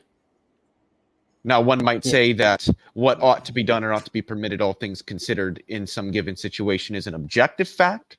And some people might say, well, no, it's a fact, but only subjectively. But I think either one of those would be consistent with the idea that what is good is what ought to be done, all things considered. That easily falls apart when you start saying things on the lines like, is what Ukraine doing good? Well, I would say yes, but that's because I have some set of stances. Now, what if somebody has different stances? They might say no. What determines who's objectively correct? I don't think there is a way. I don't understand what the concept of an objectively true normative fact would even be. That just makes zero sense to me at all. This is why on my personal aspect, I don't look at things as good or bad, because you don't What about really... rape? Do you think rape is good or bad? No, I don't look at things as a good or a bad. I look at things as detrimental or beneficial. But see rape that as... seems like different ways of saying good or bad. Like what's bad is what's detrimental, and what's detrimental is what ought not be done, all things considered. So it seems like you're still using normative terms there. In an aspect of normative terms, but they mean two different things. Because what the aspect of good and evil is can be loaded towards objective and subjective aspects to it. But when you come to what is beneficial and what is detrimental, you look for the individual and then you can look for the group. And you don't need to worry about whether it's good or bad. You just do what is most beneficial. Yeah, but why? Why would you do that? Because that's my personal choice. Is it because you think that what is the opposite of detrimental, what is beneficial, ought to be done, all things considered? No. Okay, so that just seems weird to me. I'm a weird person because I don't actually have any emotional transcript, so I need to actually look at things in a logical aspect. And the only way I can logically look at things to do and to choose is what is the most beneficial action that I can choose if I'm going to perform an action. How do you determine whether something's beneficial or detrimental? Most of it is self-evident, or you actually ask. But it seems that those words are going to, like when you're determining whether some action was beneficial or detrimental, that's going to have to be judged against something. At least that's what it seems to me. Again, the only way you'll find that out is either through experience or through interaction. I still don't see how that tells you whether something's beneficial or detrimental. Again, you don't... So my leg got chopped off. Why should I think that's detrimental rather than beneficial? What if I wanted my leg to be chopped off? Seems then in that instance it would be beneficial, whereas most people would probably immediately respond with it being detrimental. You haven't given enough information to actually decide whether it was a beneficial action or a detrimental action. It could have had a rock fall onto it, and it was the only way you could escape, or it could be infected. Yeah, and in such an instance, wouldn't that be a benefit? Yes, that's why Even you'd have though to my think leg got chopped off. So if that you still would seems suffer. normative. It's good. It's something that's good. It's what ought to have happened, all things considered. So it seems like Beamsy's what he's getting at these things are subjective, but measured out, like if you zoomed out and were able to see like the full play out, then you would be able to make an objective judgment about it. Yes, I don't understand what an objectively true normative fact would be, whether moral or some other norm. I genuinely don't even know. It's like somebody looking at me and saying, you know, just Albuquerque. You take the square root of it. What the fuck does that even mean? I don't get it. That's why I look at things objectively and stuff, because you don't actually have a real overly objective means of saying what's beneficial and what's detrimental. I agree. Because everything, when you come to detrimental or beneficial, everything is subjective. Whereas when you start talking about good and bad, that's where it starts getting into, it can be both. I don't know that that's actually true. Because if you wanted to... No, I mean, like what he's trying to talk about, like, this is one of the common things that usually comes up. I'm trying to come up with like a subjective theory of harm or whatever. One of the things that I always find interesting is that, like, okay, well, this thing happened to me, and okay, I lost my leg, but it turns out I lost my leg because to gangrene. If I hadn't lost my leg, then the gangrene would have taken me over and it would have killed me. Cool. Yeah. But so most people would say that you ought to have lost your leg. Right. In the instance that you wanted to live, then you ought to have lost your leg. Yeah, the case behind this always seems to be like this is always relative to the privation of something else. Actually, Ozzy used to use this example as if instead of shaking hands or saying hi to someone, we meet some alien civilization that stabs each other in the stomach to greet each other. So it's actually good to stab each other in the stomach in that context. Right. In that context. But the problem with a lot of this kind of stuff, I think, in terms of like trying to figure out whether or not this works, is that this idea of this stuff works in the case of some kind of payoff. It works in terms of relative privation. Like even basic, like kind of like American Enlightenment ideas work on the idea that you have certain rights, and those rights are more or less inalienable, as long as somebody doesn't try to exercise their rights in a way that infringes upon your rights. Granted, this is clumsy and not all that sophisticated, and there's obviously, I think there's more nuances to this, but there's a reason for why that comes across. This idea that, like, well, hey, here's the thing. I don't know that we can determine whether or not murder, quote unquote, is murder, quote unquote, because maybe that person wanted that to happen. Like, well, if you can determine that the person wanted to have their life ended at the hands of another person, then what you've determined is not a murder. You know, this is the kind of stuff that I think usually happens with this kind of crap. But notice what we're doing in all of these situations. When we're determining whether something is good or bad, or okay or not okay, or beneficial, detrimental, because ultimately these terms just all mean the same thing. We're all judging it against some sort of standard, or rather, stance. Yeah. And so I would say that normative truths are only ever stance dependent. Whether or not it's true that something is good or bad depends on the stances of the person making the determination. And people with different stances may come to different determinations, and there simply is no objective fact about whether one or the other is correct. That's my position, at least. And that would be like a normative anti-realist and, by extension, a moral anti-realist position. Yeah, I'm kind of inclined to agree with that. But like the point that I was getting at is that these terms are normative. Good, bad, okay, beneficial, detrimental. If I meant glue to be good and blah blah to be bad, then glue and blah blah would now be normative terms. Right. And normative, just because I've been using that word and I haven't actually defined it, just refers to this idea of like determining things based off of some standard that against which you're measuring the thing that you're trying to make a determination on. So think like evaluation against stances or something like that. Right. It's Yeah, why I'm of the term that there is no real objectively good. I agree 100% with that statement. 110% with that statement. Well, that's what I was going to ask y'all. If you threw a god in the mix, just I'm sure some of y'all have believed at some point or another, or at least considered the fact of it. How would that change your view on that same question?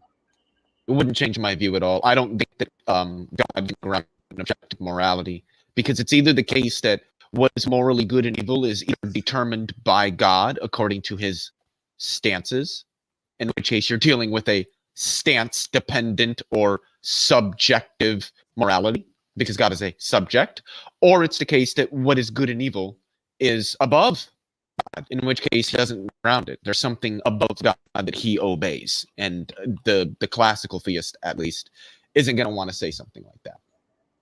And so I think that there's going to be a dilemma there with respect to the concept of God grounding some objective moral system. Push back a little bit. Just a lot of theists are going to come at it at that God is not a subject. Now, yes, he doesn't have a mind like our conception of a mind is a lot of why they come to that. Because well, I would just say if God isn't a subject, then what is he? Mind. Because if he's not a subject, I don't know what it would mean to say that he's an agent. Right, just you would put him in the other category, like the I can't think of the word. Holy Spackle could help me out if she was here. I would also ask, like, if that particular God is not a subject and is in fact the thing upon which all reality derives and depends, then the fact that goodness comes from that God, then evil certainly must. So they're going to have to. That would just be the statement that what is good and evil is determined by that God's stances, in which case you're just dealing with stance-dependent morality, and that's exactly what anti-realism is. Right. So you'd run into the exact same issue. Mm-hmm. Unless you try to say, like, okay, that God is the source of. Now, if they try to run to the fact, like, oh, no, evil is the deprivation of good, no, you could just appeal to other properties of God. And we'll see the privation. I love that. When people say, well, evil is just a privation of good, I always respond with, ought we private good or ought we not private good? Well, not only that, can good be privated if good is God? Well, that gets into the problem. I don't know what it means to say God is good, because what ends up happening is the theist tries to make that like tautological. And exactly. There was an example that Jack Angstrike gave that I absolutely love. And he said, like, imagine if I just said, like, God is the blah blah. And you ask me, well, what is blah blah? And I say, oh, well, blah blah is just that which forms a contrast with glue glue. So we can understand glue glue to mean not blah blah, and we can understand blah blah to mean not glue glue. So there's sort of a tautology there. Blah blah means not glue glue, and glue glue means not blah blah. But you still don't know what either blah blah or glue glue means. It's entirely uninformative. It tells you nothing. So when they say God is good, good God, it doesn't mean anything. It's completely uninformative. Right. We're kind of getting off the trail. I'm going to mute up. No, you're fine. I've heard Jack make that argument. And it's a matter of you're trying to define something that is undefinable. Yeah, absolutely. Yeah. Which I think in a lot of cases, a lot of Christians. Really quick, can you repeat that, Beamsy? I'm playing a game and I had to focus on something for a second that kind of went in one ear and out the other. You were trying to define something that is undefinable. I think that God is definable, but definable with normative terms like good, I would get very, very confused very, very quickly there. Oh yeah, that love, like emotion, things like that. Like I have a friend, Alex, that makes a interpretation argument for the Bible to speak when, like, God loves or God did this. and that we have no idea. We are so far removed from what a God is that there's no way to translate what him saying love means to what we say love. They could mean completely separate things. They could mean completely nothing alike. And there's no way Actually- to actually find out. There's no way to actually interpret it. And An translate easier it. way of actually trying to describe what a lot of religious people see when it comes to saying that God is good. It's like being guided by a lighthouse during a storm. Your life is the storm, and you will never see the lighthouse. You'll only see the light. The light is the guidance, and you're following that to actually get to a place. That is why you cannot define the aspect of what is good and evil. You can only follow the guidance placed by what they define as objectively good. Then I you try think that's and meaningful for how a lot of Christians would probably understand it. not just Christians, but other religions as well. Yeah. Sounds right. No, you see a lighthouse during the day and anything, but in the middle of a dark storm in the middle of the night, whilst you're on a boat, you won't see the lighthouse. You'll only see the light.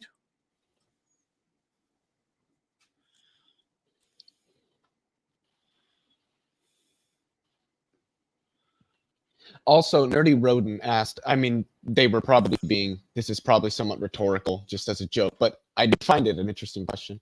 Can you define undefinable?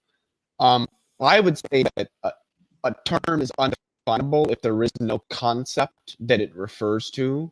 And I would say that like a concept is undefinable if it's just not well formed. If there's no like content to it. Hey guys, I'm gonna drop out of here and open up a spot for people. I know there's enough, but I've got to get going. So Yeah, we knew you weren't saw the Jeff. We We knew you and were Jay the are fighting, huh? same person. Just come back in. Yeah. all right, Exhausted. Thank you very much for coming on, Jeff. We appreciate your input. thank you as for the always, invite. And hopefully we'll Yeah. see you next week. And thanks very much. Really I appreciate like it. this, and I apologize for boring any of the viewers because I rambled No. a bit. So take it easy. Rambling- Is Rambling Jefferson is what you're famous Spatchcock? for. Is Jefferson Spatchcock running? Running from a Yes. from you, Joker. Yeah, I am. I don't find this to be a coincidence that just as I'm coming back in, you leave. Yeah, you're an illiterate moron that goes after like lead paint chip beating weirdos. Hey, I'm sorry. hey, but you got to be literate to actually read what those lead paint eating motherfuckers are putting out there. So hey, Whatever. don't call me All right. illiterate. All right. Hey, Okay. Thank you very much. It's always a pleasure to win a debate against you, We're, Jeff. we're Take talking care. about Jesus. We're talking about Jesus as Lord, and thank you, Oh, Simon. really? Calamity Jill, if you don't mind. Yeah, Let's Calamity refer Jill. to him by his proper name. Calamity Jill. Thank you, Simon. Thank you, Xbox. I'll see you guys later. Good to see you. Take care, Good to see you, Leo. Everybody go check out Jeff's stream. He always has wicked review videos. Thank you. I'm obsessed with Darth Dawkins. That's what I do. See you later, everybody. That's how it is. That's what they do. This is what they do. This is what they do. Justice for Susie. Just remember, Jay, I've been on the internet doing this for over a decade. This is what they do. This is what Jill does, or this is what who's they? I guess the Who is they? I don't know, but they do who is this they? all the time. Who is They who is is they? everybody who is not Darth Dawkins. Literally. why do people say his name wrong? It's spelled as Daft, not Darth. Maybe. Yeah. So Dom how's Dildo. the conversation been proceeding? I've had to do a couple things when you guys were going on, but Yeah. Well, like a slow river. well, blame Xbox Fiend created the river, so it's his fault for it not streaming for so long. Well, I wouldn't say that exactly. No. Just remember, you'll never step in this river twice. Yeah. No, not after I've peed in it. No. And that's deep. That's deep. That's why you wouldn't want to step in it once, even. But anyway, Oh, I thought this was more like a shallow creek. I don't know. I have no idea. I don't Absolutely think no you idea. can step in the same river twice, can you? Okay. I Sure think you it's can. time we briefly, because we have kind of battered the cod, so to speak, quite severely.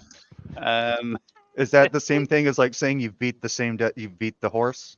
Beat the Yeah, same that dead is. horse? Yeah, we've battered the cod. I just made it up, actually. It just came out of nowhere. I'm a genius. We keep putting better on this same cod, and it's just not turning out any better. It's not Yeah, doing no, it. It's there's- just getting bigger. There's a joke that I have that if I ever owned a school, our mascot would be a dead horse. Do you know why? No, why would it be a dead horse? What can't beat? What Your can't internet? What can't be beat? What can't be beat? A dead horse. Yeah. Okay. We'll He's let basically that saying go. it Battering can't be the beat cod. because it's That's dead. been lucky. Battering the It's like cod, saying You're really? acting it's like the you've same never thing. heard the phrase "beating a dead horse." Yeah, Dead horse is Yeah, quite we've easy. all heard that phrase. in Oh, the yeah, army no, we no, had yeah, another. but- In the army we had a different saying. You can't quit a quitter. You can't smoke a quitter. I've heard that. Can't one. smoke me. You can't smoke me. I'll quit first. Go pound sand. Okay, excellent. I know. Yeah, okay. If you and by the way, people, if you want a quote unquote good life, don't join the army, especially as an infantry soldier. That's a bad example. Don't join of the what military good at life all. is. You Well, the just Air Force shouldn't do isn't that. bad. So, At least they got better any looking women. chance I could just move this on for the last 25 minutes? Is that Oh yeah, possible? go ahead. I'm sorry. I'm sorry. Thank I'm you sorry. very I'm just much. bullshitting. I know I'm so sorry, everybody's Simos. like, we've kind of gone down a offshoot, a creek. I don't even know. How I can't how remember dare what I it's- make this? How dare I make this onion stink any worse than it already is? Thanks very much. But onions don't Humility. stink. Onions smell wonderful. Have you never cooked onions in your kitchen and just, oh my god, you've never done that? Oh, dude, I stick my face right in them until my eyes start to burn. I love that sensation.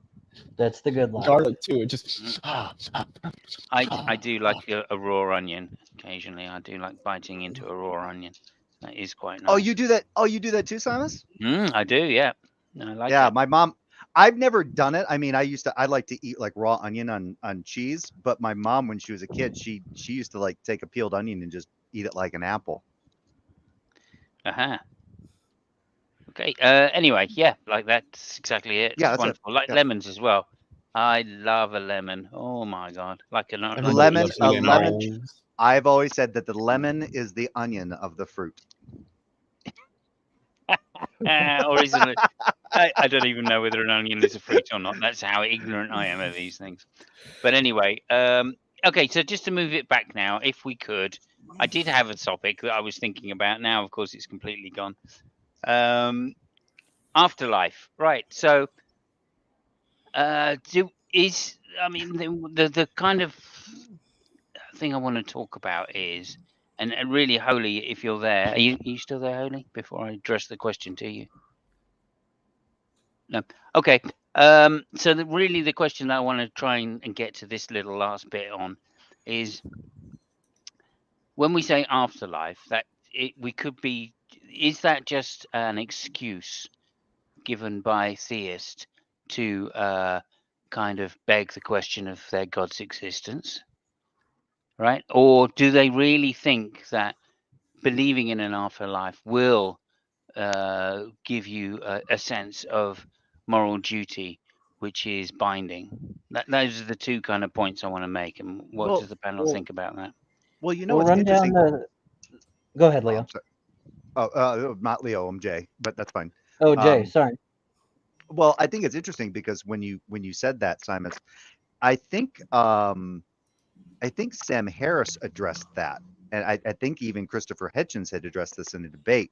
Is this idea of leaning towards like this kind of like state in which you want to get to the afterlife and basically damn all the consequences that it does to those around you to get to that afterlife. But I can't really remember. I remember hearing Sam Harris talking about. I think I remember Christopher Hitchens talking about it as this motivation of believers wanting that afterlife because they're scared. Obviously, there's this fear of death, and they don't want they don't want their consciousness to just cease to exist. They want to keep on, they want to keep on going on, and they follow the precepts of these particular religions in order to comport, in order to get that particular quote unquote reward, for lack of a better, or to succeed or meet that requirement. Maybe I'm off. That might be true of a very selfish theist, which there are very selfish theists out there, but Yeah, not all. yeah. Yeah. I just got remembered based on what Simos was saying. It probably doesn't add anything to the conversation, but again, I don't know does a Roman Catholic think that living a good life requires suffering? I mean, I've met lots of Catholics that definitely hold to the idea that suffering is a great thing, especially that it helps bring you closer to God, and being closer to God is what basically makes a good life for you, and especially establishes your position in the afterlife, because as you endure that suffering, you become closer to God, you rely more on God, and then that benefits you on the way out. The problem of pain, I think that there's people like Philip Yancey that write books like Where's God When It Hurts, and those kind of things, where there are Protestants and evangelicals that do wrestle with those ideas, and I think we all do that just as humans, like well, if you're thinking for greater purpose, like why is there suffering, but I think that there are some theists that are afraid of death for sure. But when Hitchens or atheists say that to me, I think it's interesting, because I'm not. Well, I mean, I think my body kicks in suddenly, like rock climbing, and something goes wrong, and suddenly I want to, like, I've had something go wrong in rock climbing where suddenly I'm scrambling to get locked in again. Like I understand, like our urge to live suddenly kicks in, and we're afraid of death.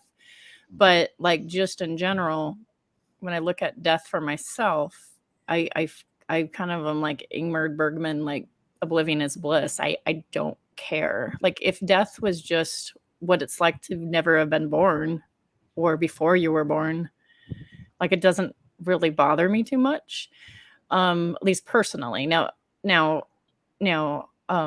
broadly though, it bothers me, because broadly I look at that person who's suffering, and maybe they have some rare spinal disease as a child, and then they die, and that's it.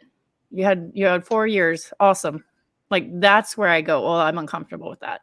But if I'm uncomfortable with my own death, well, if I die and nothing is after, then that doesn't scare me so much. I know that sounds weird, and I think it scares some people, but that doesn't scare me.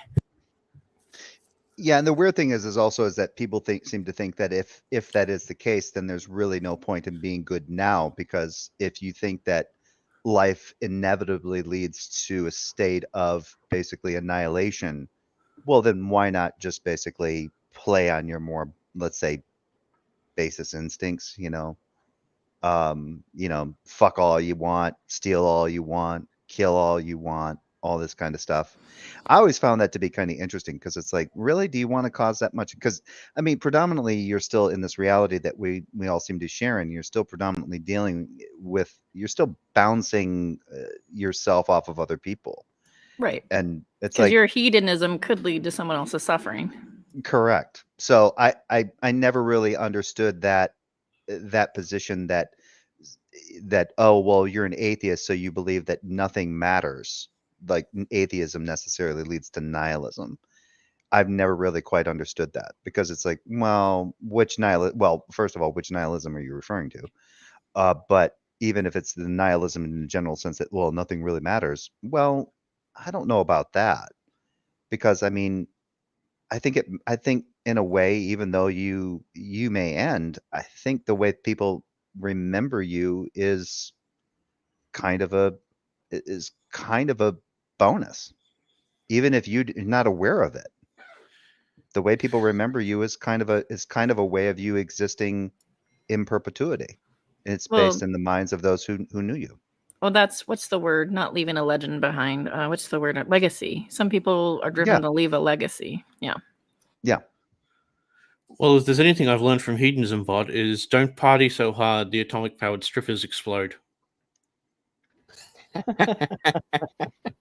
Strippers. BMZ, you can't bring up strippers and then not. What the hell? Bring the strippers. It's Futurama. They had a big Oh, party. Yeah. It was a time travel one. Oh, okay. I just remember like when Holy brought up hedonist, I just immediately had a flash because I went to Futurama as well, which was a Futurama episode that my brother introduced me to, which was the hedonist bot. Jumbie, more chocolate sauce. Ooh. Simos, do you remember that thoughtful guy that was in Nadia's room sometimes, and he was kind of quiet, and he was pre-pal talk, and he was pretty philosophical, and I can't remember, his name started with a D, and he had glasses. He was, Okay. I thought you meant Frank. mm, That's the first person that came to mind, but I can't remember his last name. It might have been D. yeah, I don't know. Frank White is Jill. by the way. Golvani, maybe? I don't know. I can't. Anyway, Yeah. Glasses. I remember something that he said always kind of struck me. He's like, "You're basically a spiritual hedonist," is what he called me. And that's always been stuck in my brain. Of all the things that have been said, that's the one that stuck in my head. What does that even mean? What does that mean? He means I pursue spiritual things that I think are worthy and good and helpful, and I discard the rest For pleasure? for pleasure or for bettering what I think's best. Yeah, but I say no to an awful lot. So like, it's not that I do every women desire. So it's not that. I remember So you're having not a conversation. You're not a spiritual hoarder. I remember having a conversation with Nicola, and he said that there was a form of hedonism that was based on abstaining, like abstaining as much as you can, so that when you did experience the things that you were abstaining from, they would be all that much more satisfying. I mean, people do that in sex all the time. Is that like when you fetish. choke yourself Yeah. when you masturbate to make it Have way you not- better? Yeah, have you not heard of No Nut November? Edging, Ben. Edging. Yeah, let me see if I can find that. There was a Cock rings. there's a term for that hedonism, and I can't remember. Tantra. Yep, Tantra too. Yep. Tantric, yeah. Yeah, I've never. But My based on mind's what- gone to what Holy said, right, about the guy. I'm like, who are you talking about? Who are you talking about? But anyway, there you go. I'm getting a picture of the good life from all this, just so y'all know. Look, I'm, Yeah, I'm just saying, like, Good life. I can get to some kinky Tantra, shit, baby. but This is a good life. this whole It's called slap my titty Epicureanism. shit is too far. Epicureanism is the type of hedonism where you abstain so that it seems all the better. Yeah. Well, an Oh my Epicureanism God! is not void for knowledge of like your neighbor too, and is this bettering for the community too? Like Epicureanism isn't just completely reckless hedonism. Well, hold on. There's psychological hedonism, ethical hedonism, axiological hedonism, Mm-hmm. aesthetic hedonism. Holy shit! All the That's a lot of hedonisms. That's all the Yeah, and- hedonisms. Cool. And there's also two different versions. Somebody mentioned pleasure, but actually also health or well-being is another version. Yes, Yeah. exactly.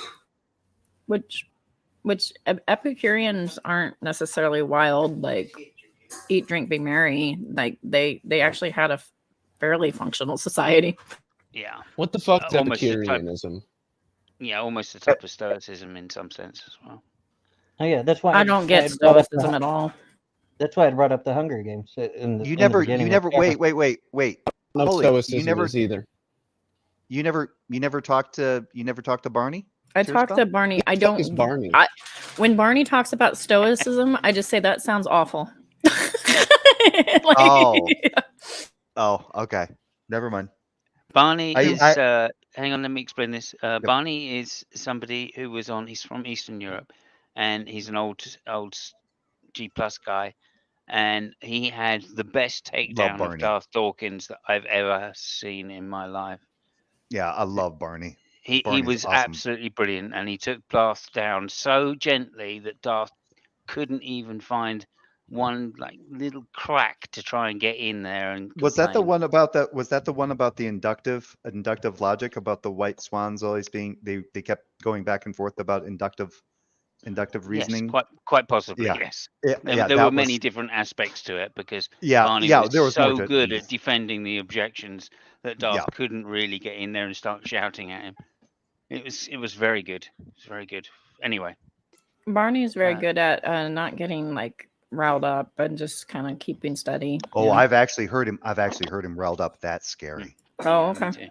Oh. I managed to get in a debate with him and rile him up once, but Uh-oh.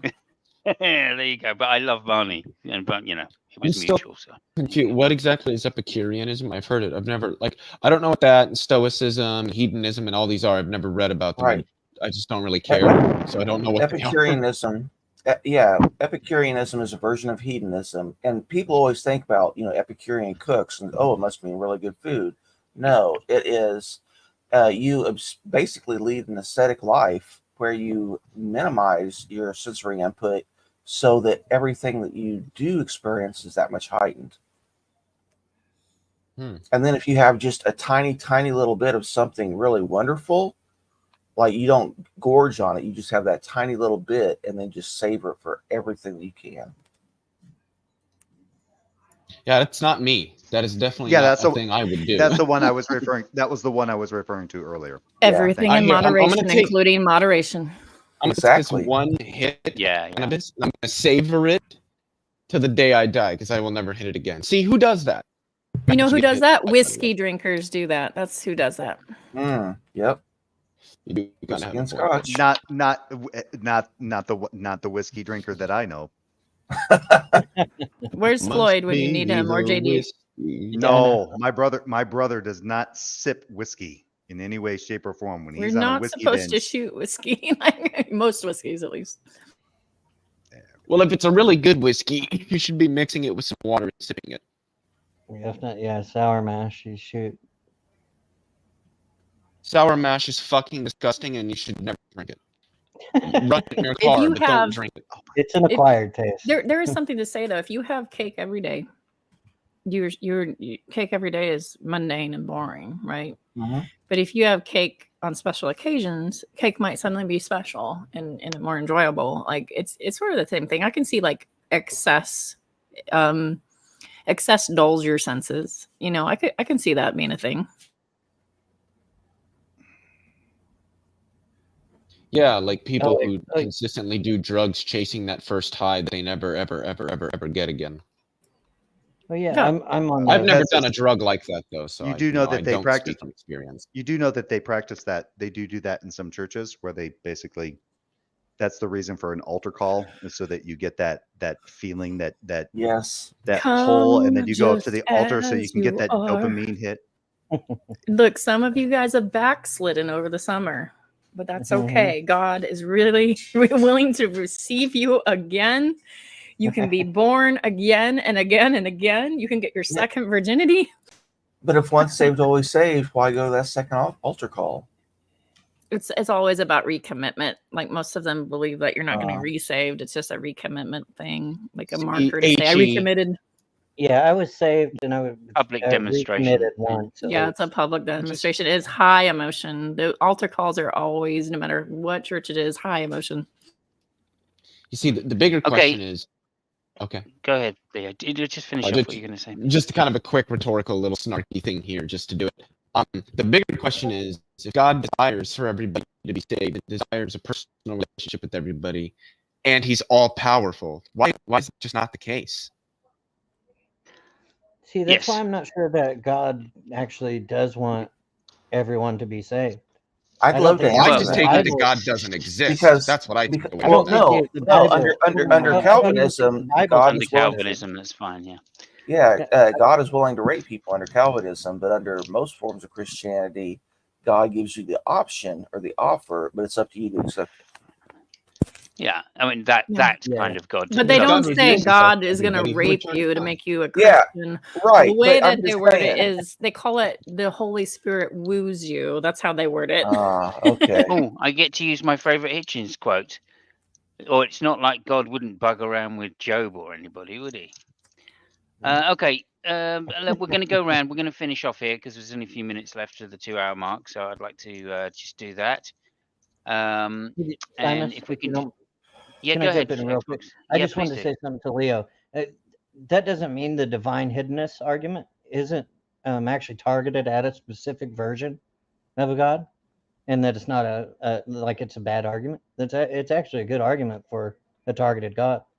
I just don't think that a lot of Christians are touting that God. I actually think there's probably that's it. a lot more Christians that think that God does desire for everyone to be saved than those who don't believe that. Yeah, I think Most people Christians do. I have interacted with believe that. The only ones who don't are the Calvinists, and Calvinism isn't very large. It's all Yeah, in the could be. belief of where free will stands and your role. So like Catholicism and Methodists, for instance, believe Methodist is a Protestant, quote, technically evangelical. And that's what I was. I was a Methodist for a while. And before that, I was a Calvinist Baptist. So I can kind of see both. But the Methodists are synergetic. They believe that you work with God.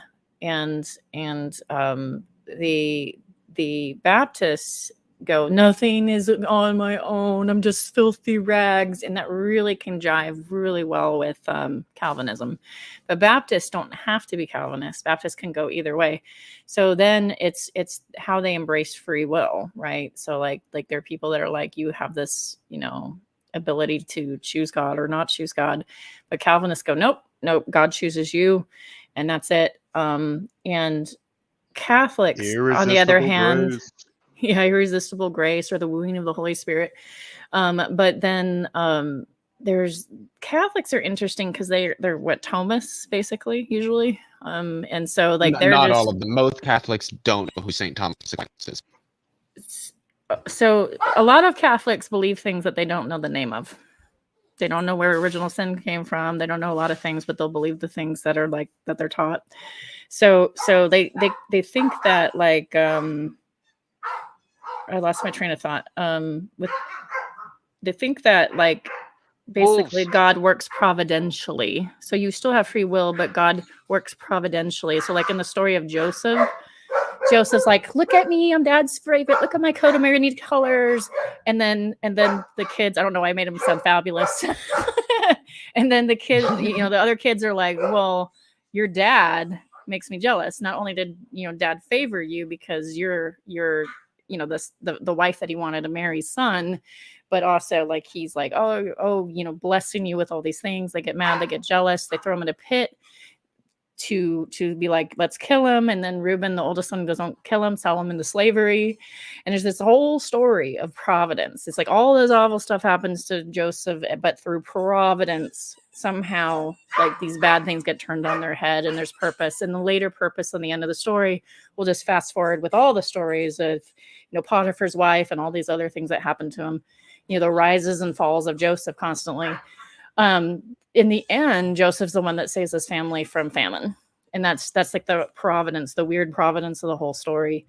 And there's these notions of providence in Catholicism and Judaism, but not absolute control, which is interesting. Mm-hmm. Okay, concept, thank you. at least oh, never mind. Sorry. You'll get a chance. Don't worry, because I want to go around everybody now. That's all and good. just get the final thoughts. So yeah, do we need a God to have a good or an afterlife? And can I actually go next, just because I'm going to be heading out here quick? Yeah, sure, of course you can. Yeah, so that was the question we were asking, and if people could just wrap up on that. Over to you, Leo, first then. Do we need God to have a good life or an afterlife? No, to both. First off, again, I take goodness to be a normative term. So what a good life is not some one univocal or objective thing. There's going to be differences, and I think that it's up to people to decide what a good life is and whether or not they're going to live one. And that's independent. I could grant God exists. That's still going to be true. And with respect to an afterlife, I don't think there is one at all. I don't think there's any reason to think that there is one. But there are a lot of people who do not necessarily believe in a God, or certainly not, any of the Abrahamic faiths, but who still believe in afterlife.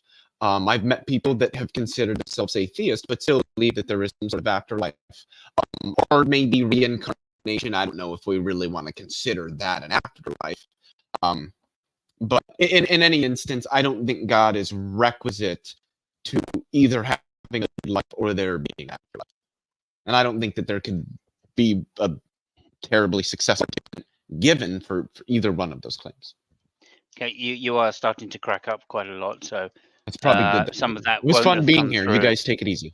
But Thank you very much for coming in, Leo, and we'll see you again sometime soon, I hope. Did you have a question Yeah, for me, Jay? Or not? Oh, I was just gonna say, you came through on my end, even though you were popping. Your statement came through fine. I got it. Right. Wonderful. So you're good. Yeah, I'm gonna have to clean some things. I think it looks like but my cable looks fine. I really hope it's not going bad. But anyway, I'm Probably 95,000 the laptop. folks. You guys take it easy. Thank you. Have a good night. Okay, so over to Hillary, if you wouldn't mind. Just obviously you haven't really, Right. come late, etc. So if you want a few extra minutes, just to restate just to state your position or whatever you need, just take your Okay. time. Well, my first gut reaction would be no to each. You don't need a God to have a good life or an afterlife. But it depends on how people define things like good. If people say that God is good, or at least the concept of God embodies goodness, then you couldn't have any goodness. And in one philosophical school, goodness and evil are just preference statements. So in that sense, you would have to have something in order to call anything good. But otherwise, I would say no. Well, it depends on what your God concept is. I mean, without a demiurge, there would be no existence at all. So whether that's the Big Bang or Yahweh or Jesus, you have to have something to start everything off. Even if it's a pilot wave, under quantum physics. So it's kind of a hodgepodge. It depends on what your presupposition is, where you're going to end up. But my gut reaction is no, you don't need a theistic God with personality to have either a good life or to have an afterlife. Thank you. Okay, thank you for it. Sorry, my voice has just gone. Over to you, Jay. To me? Yep. Yeah. Oh, first of all, I'm gonna go back to what Holy Spackle said about me. She said I was the evil twin. So I don't know what good is, because I am the evil twin. And I spent 9 months in utero with that asshole, Jefferson Spatchcock. So my quote unquote life started out bad, having to share space with him and having him sit on my fucking head. Sorry, this is just lame. To be all serious, to me, good is a subjective term. It's a preferential term. What we define as good one day may not be good the next. I think good goes to how well we basically interact with one another and how well we can, I don't know, what gives us a sense of, for lack of a better term, succeeding in life. Other than that, I don't really have anything else. That's kind of a lame synopsis, but it is what it is. That's fine. That's fine. That's what it is. I just want to say hi to Care Bearers Hex out there, and over to you, Holy Speckle. What are your thoughts? Can I live a good life? It depends on how you define it, I guess. Like, live a good life. It's like God, little G, or God, big G. Life, little G, or life, big L. One of my favorite books of the Bible is the most existential book of the Bible, which is Ecclesiastes. And, you have this lamenting king that has it all, and he's just like, and it's worthless. And so he says something like, for the living know when they will die, but the dead know nothing, and they can have no further reward, and even their name is forgotten. So like the king goes, my legacy is going to be forgotten. It reminds me of that term, like the Ramses, where Ozzy, what is Ozzy's name named after? Ozymandias, that poem Ozymandias. It's like, I am Ozymandias. Well, no one cares anymore. So your legend that you're living, like very few really live very long. And people go, who was that? That rock legend, Buddy Holly, who was that? Like, there's a lot of people that don't know, right? so there's sort of like a meaninglessness even to the things that we love and care about, the things that we invest with. Sometimes we run into the end of our line, and if our meaning was in our family line, it could be gone. If they're meaningless, our meaning is in things like my name will travel on in history. That oftentimes goes away too.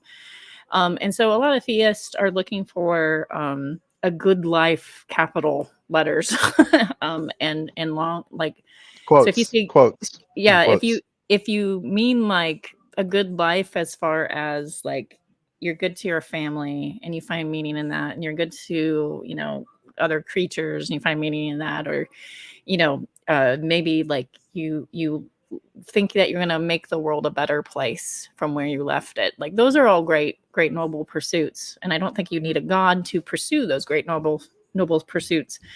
But I think for satisfaction reasons, maybe for those big capital letters of like, I want to live a good life that lasts longer, that that the sands of time can't take away, then it's subjective, right? Then the theist is looking for something that's long term and stuff like that. So yes, short term in this finite time on Earth, can you have a meaningful life as a non-theist? Absolutely.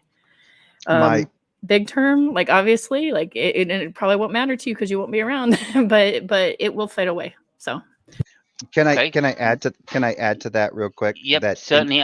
Before you do though. Yep. I just want to say thank you very much, everybody.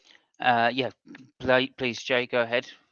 I was going to say I fulfilled my good life witnessing a stream where Trey Jadlow started squirming a lot just because JD Kane was in the same stream with him. Yeah, we talked about that. I just need to make a correction. I just need to make a correction on that, Jay. I think you'll find it's the great JD Kane, okay? Yeah. Don't care if he's the great or not. He made that motherfucker uncomfortable as fuck. Yeah. Okay. We wouldn't be the first time. Let's just say that. All histories of crime. We don't really be remembered. Thank you, sir. You're absolutely right. Buddy Holly is the guy in the Don McLean song. Buddy Holly is the guy in many songs, of course. And I'm on the right track, sir. Yes, you certainly are. Thank you. So thank you, everybody, for coming to the show. Before I pass it over to Xbox for the outro, thank you, B.S. Lewis. Great to see you. Thank you, Serb. Thank you, Lucky. Doorknob. Hillary's obviously you're in here. Thank you to Jefferson, as always. That's really useful contribution. Thank you. Thank you to Jay. Not so useful contribution. No, I'm only joking. I'm not going to put brother against brother. No I wouldn't do that. fucking shit. Thank you for addressing the obvious thing. I wouldn't do brother against brother. No, thank you very much, Jay, for coming in. Do it. No. Do it. Like do it. Like do me, it. you're good light entertainment. So there we are. Like me. Thank you, everybody. Beamsy for coming in. Really appreciate that. Thank you, John F. McDropout. As always, very relevant and really keeping the conversation on track. Thank you very much for that. Gio, thank you. Sandy, thank you. Scott, thank you very much for coming by. I like to try and mention everything. Thank you, Leo, for coming into the hangout. Always helps to have you here. Nerdy, thank you, Nerdy, for being here. Great. Anybody else I've forgotten? Hive, Jefferson. thank you, Hive. Bree, thank you for coming by. Jefferson.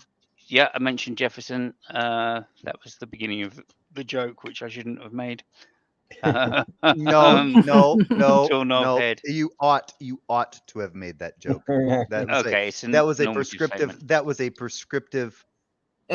prescriptive absolute. Yeah, and it was good to see you. Absolute prescriptive. And all considered good.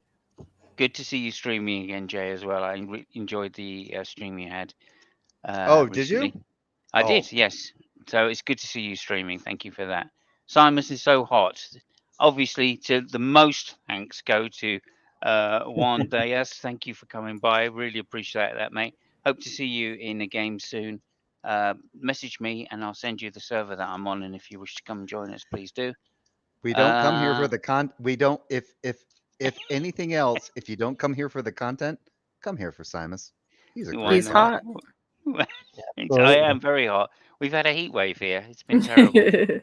But I don't think that's the kind of hot. Simos and I established ourselves as being cordial when I started having questions about my very fledgling belief in my very fledgling coming into atheism kind of thing.